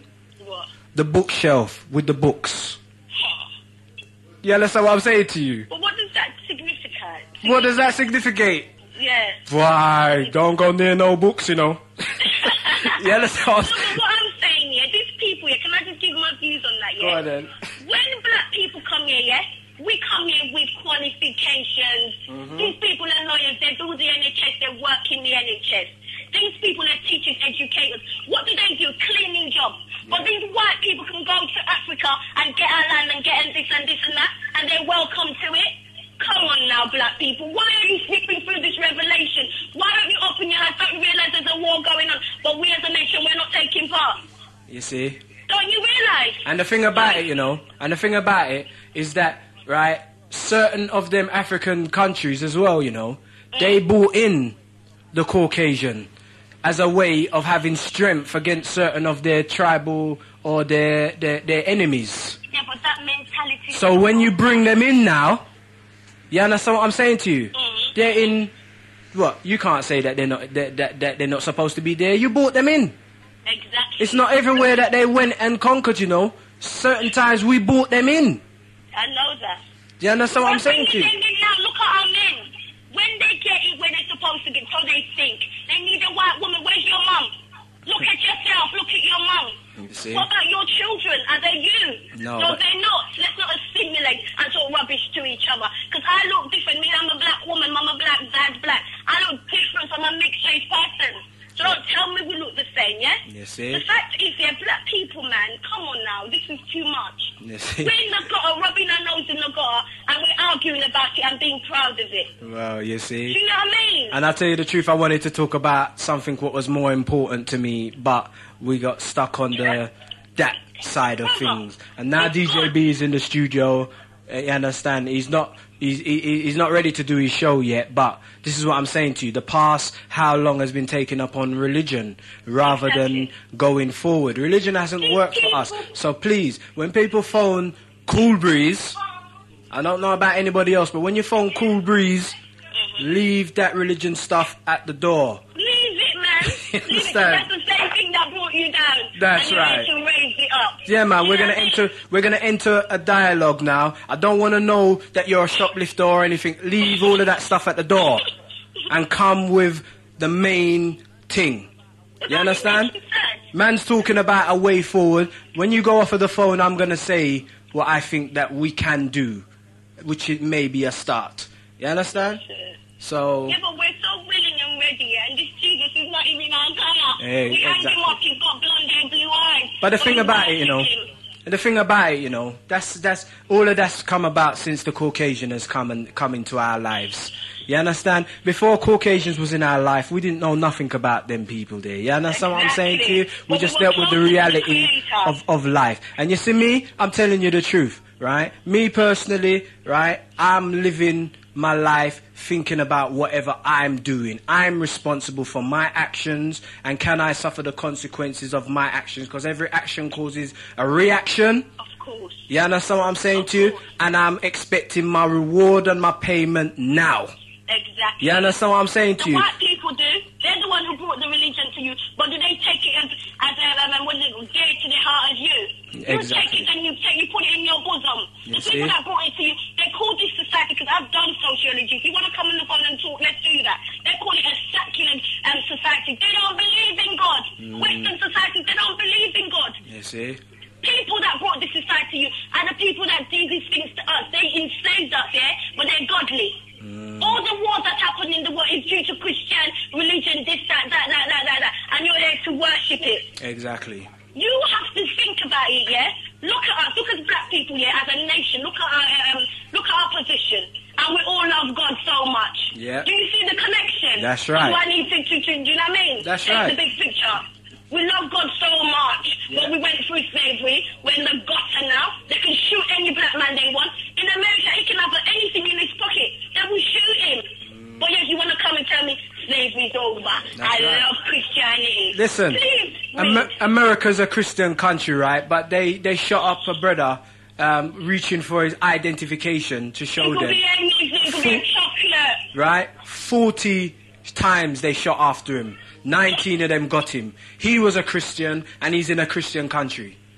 Okay. You understand what I'm saying to you? Entertainment for being a Christian, is it? Okay. You're taking a slave.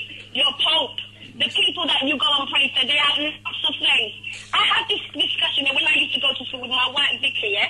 This is how black people, this is how much, yeah? We are socialized, believe that we are inferior, yeah? When I cut my hair and went natural, yeah, the black women, they didn't understand it. Obviously, their mothers didn't understand it. So how do you expect them to understand it? Yeah. Our nation is built like that. Do you know what I mean? Yeah. You're born in a situation, you're born in a society where you're about 12, you have to perm your hair because your mum says it's too hard. Do you know what I mean? And we want a solution. We want this from God. Please take a look at yourself first. Appreciate yourself first. Before you want the Creator to come to you. Because He's probably vexed. What are you doing? You're changing yourself. Exactly. If you're not bleaching, if you're not diluting, you're perming. But you expect God to come to you. Why? You don't even know. He didn't make you that way. Do you know what I mean? And all you're doing is following this white man's teaching and thinking. Go to the colleges, the schools and everything. That's the education. Isn't that enough? Shouldn't you sit your kids at home and teach them blackness? Because nowadays you have to teach people blackness, how to be black, how to feel black, which is sad. And the thing about it as well, you know, right? They're even telling you nothing's on TV. You understand? Sneaking certain things as well as. So there's many places you can go and get information, the internet and everything. You understand? But I tell you what I think our problem is, right? Why we're stuck so hard on religion, right? Is because enough people identify themselves with the slavery argument. You understand? And once you identify yourself in the slavery argument, you're in the midst of it now. There you go. Yeah, and that's what I'm saying to you. No, what you need to do, you need to leap over all of that. What was it like before these things happened? Yeah, that's what I'm saying to you. So from I read that book there, the King James, and I see that it's re-edited, re-everything, it says so. From original languages, it says so. And then I read the first page and it says in the beginning, and I think in the beginning, why not at the beginning? You understand? In the beginning means that you're already in something that's already happening. God is so far away from you, you can't even touch it. You see what I'm saying? But I'm supposed to love him so much. And think about the things, the little things that we say and do. He knows everything. He knows everything, right? And it's definitely a he. That means that woman is out of the game. There you go. Yeah, that's what I'm saying to you. The Bible is sexist, racist. Okay, but he's not all seeing, because there's times when he had to come down on earth and see what was going on himself. He must have check it out. You know what I mean? When he's ready to fly, he's ready to fly. When he's ready to this, he's ready to that. But at the end of the day, you're supposed to identify with. I am not saying there is not a creator, because you only need to look at yourself, the way your organs work, the way everything works in order to see there's a creator. Look outside. Do you know what I mean? The water. Do you know what I mean? There is a creator, but I don't think this is the creator that we're worshipping. You see, there was all a thing on the news there yesterday. It's a slavery creator. You see, we was watching the news this morning, right? And there was some CNN news, and they was talking. They gave you a different level of weather report. And they made the statement, we don't know if it's anything that we can control. And they was talking about certain things, what's happening. They got some forest fires that's happening across 600,000 acres in America right now, across 10 states that they cannot control. You understand what I'm saying to you? So when nature gets in, the God argument has got to sit down, blood. And sis. Yeah, that's what I'm saying to you. I wanted to ask you, not to put you off, yeah? My view is this, yeah. These people went to your country. They changed the country name. They changed your name. So you meet a black person with white and this, whatever. You get me? Yeah. They changed your names, man. Yeah. Do you think they're going to make you come in their country and set up something for yourself? Yeah, no. I've already pulled the wool over your face. You think I'm going to let you do it to me? And the thing about it as well, you know, why are we asking? I don't understand. Why are we asking? Did they ask anybody when they're going to do whatever they're doing? Exactly. So I don't understand this asking argument. If it take, we're to do. Whatever. You understand? You feel is necessary to do, you do that. So you got that part, you know, you got that part covered. And then somebody else who feels it's necessary to do something else, they do that. And they got that part there covered. Of course they will. Because if the people in South Africa sit on their butts the same way we're doing, yeah, they would never have abolished apartheid in 1996. Can you still remember 1996? Exactly. But I'm only young and I can still remember 1996. But that's when it finished. And so we have to do that to ourselves. Exactly. But at the same time, you understand, they've still maintained power in terms of the big businesses was threatening to pull out of South Africa. You understand? If Mandela didn't agree to certain things, they would pull out. Now, when you've got a plight of a nation, you understand, depending on you, it would be like, you know, you as the mother and your children, you got 3 children, 4 children, 5 children, and they're hungry. You understand what I'm saying to you? Now you've got to think about the children. So it's quite easy for people to have you a certain way. So the problems, because they got their murder rate's gone sky high and all kinds of things is happening over there. You understand what I'm saying to you? What makes me sick, yeah?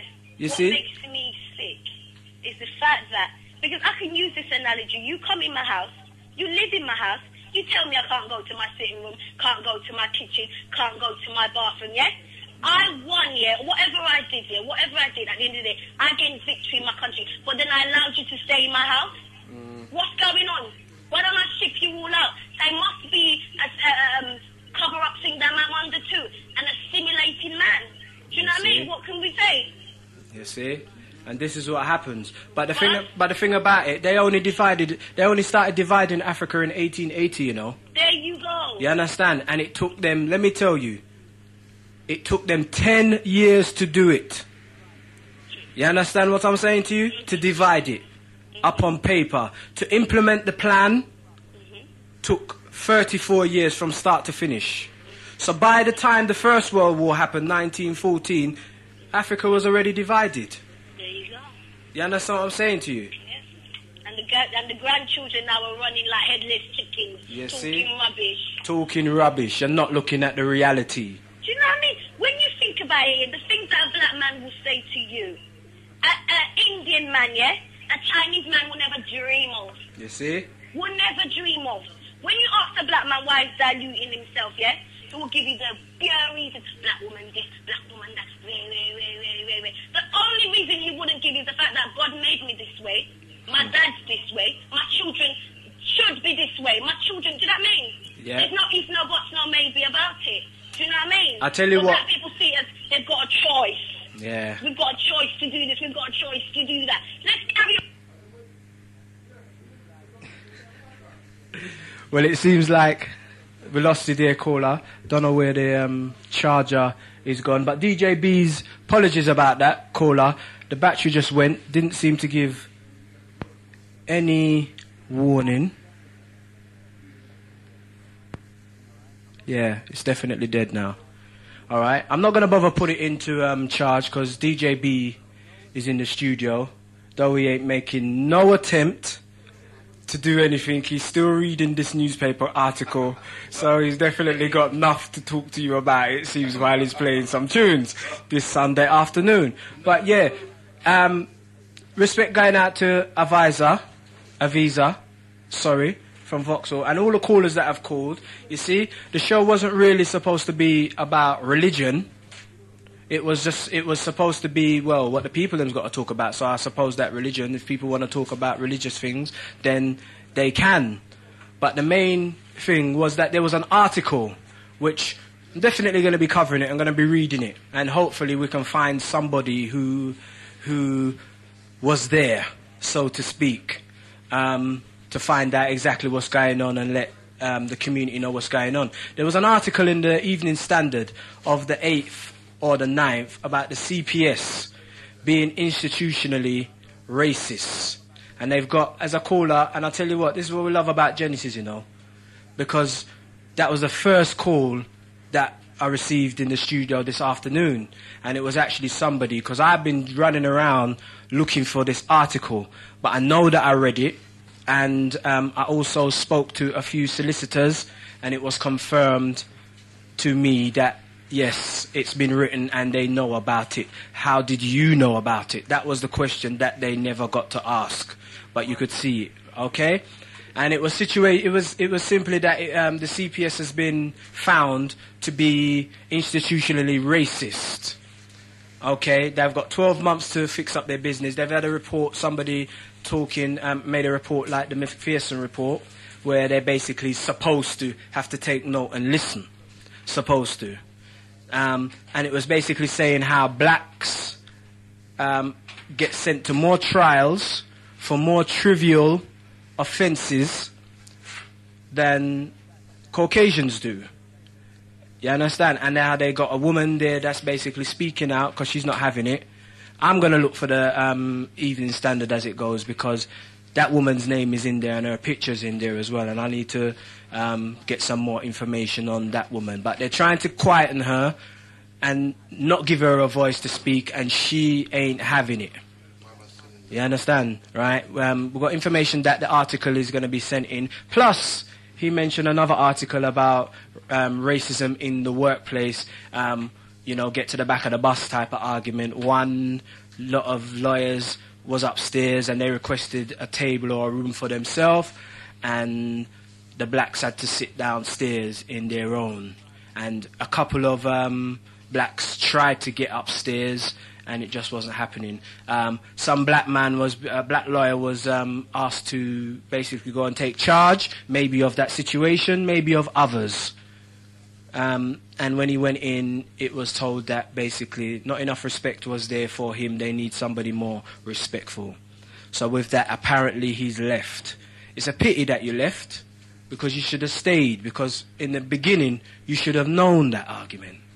You understand? You should have suspected that this is what goes on, and you should have been keeping an eye on the prize while you're doing your work, keeping an eye on your business, because it's your business. And when you see that this is happening, that's happening, then you know your eyes should be open so that you can see what's going on, and you can basically counteract it, use it for you, or leave it alone. But you just want to give up and just leave. Maybe you're sulking in a corner by yourself, and then when you're done, you want to talk about how black people this and black people that, and rare, when in reality, enough people don't know who you are. You understand? Using tune to Genesis 91.6. Yeah. Minutes to the hours of 3. Run a little bit over time into DJ P's show. Got to thank each and everyone who called in and contributed. The silent listeners, certain people was trying to phone in. Many calls off air. Basically, people trying to phone in. Didn't like the fact that it was a religious thing, because the community sees the need that they need to move forward. Okay, so religion, you know, this had 2,000 years. How much chance are you going to give a person to score a goal and help you win? How much chance? That's what you got him for. I don't understand. You got a person to do certain things, and you're looking for him or her to do certain things. It hasn't happened.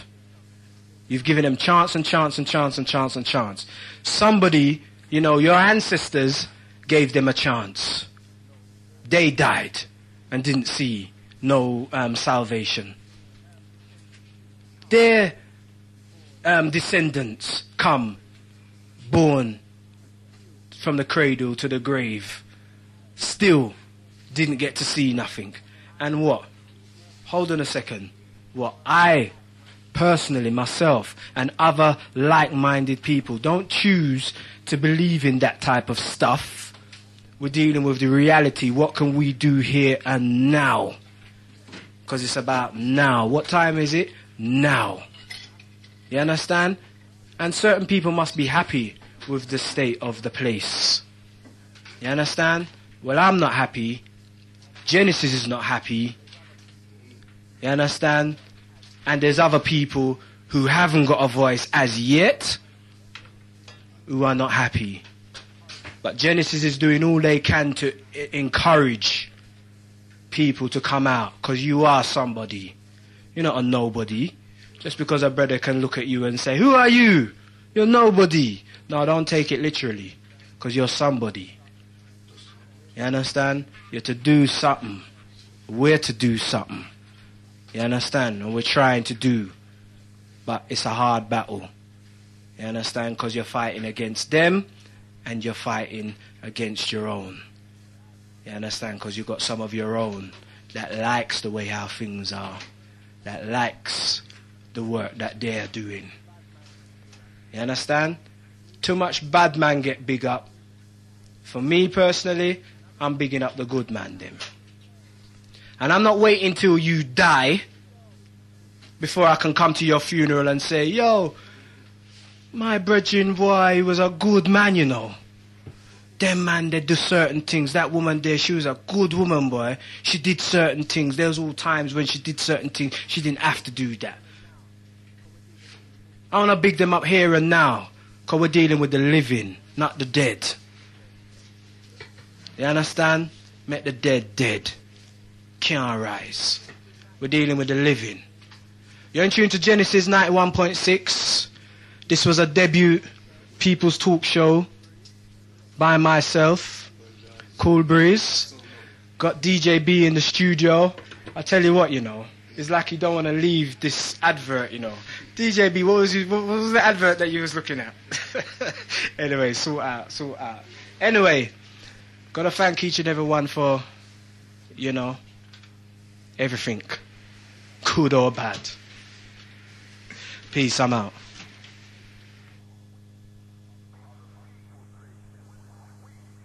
Are the people station. We are the people station. We are the people station. We are Genesis FM. Genesis FM. London. Accept your own and be yourself. Thank you for listening. Assalamu alaikum. We are Genesis FM. London. Black power station, educate the nation. Love that.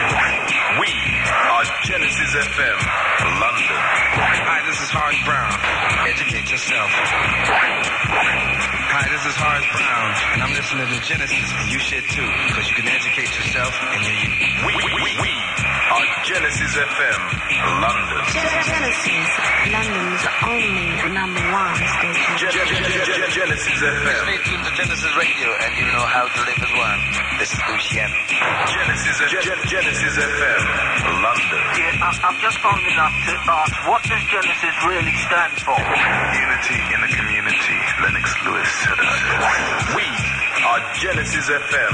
London's only number one station. Genesis the Pullman Radio. Yo, how much time we have a want? So the gun for us drop out of the palm, you know? His Imperial Majesty's work. A sizzler said that when I put it down now. The people station. The people station. Genesis FM. This is Genesis Station. Educating the younger generation. Shucks on me. We are the people station. Oh my goodness. What would I do without Genesis? Genesis FM. Hi, this is Sylvia Teller, and I tune into Genesis because they reach. We are the people station. We are the people station. We are the people station. We are Genesis FM. Genesis FM. London.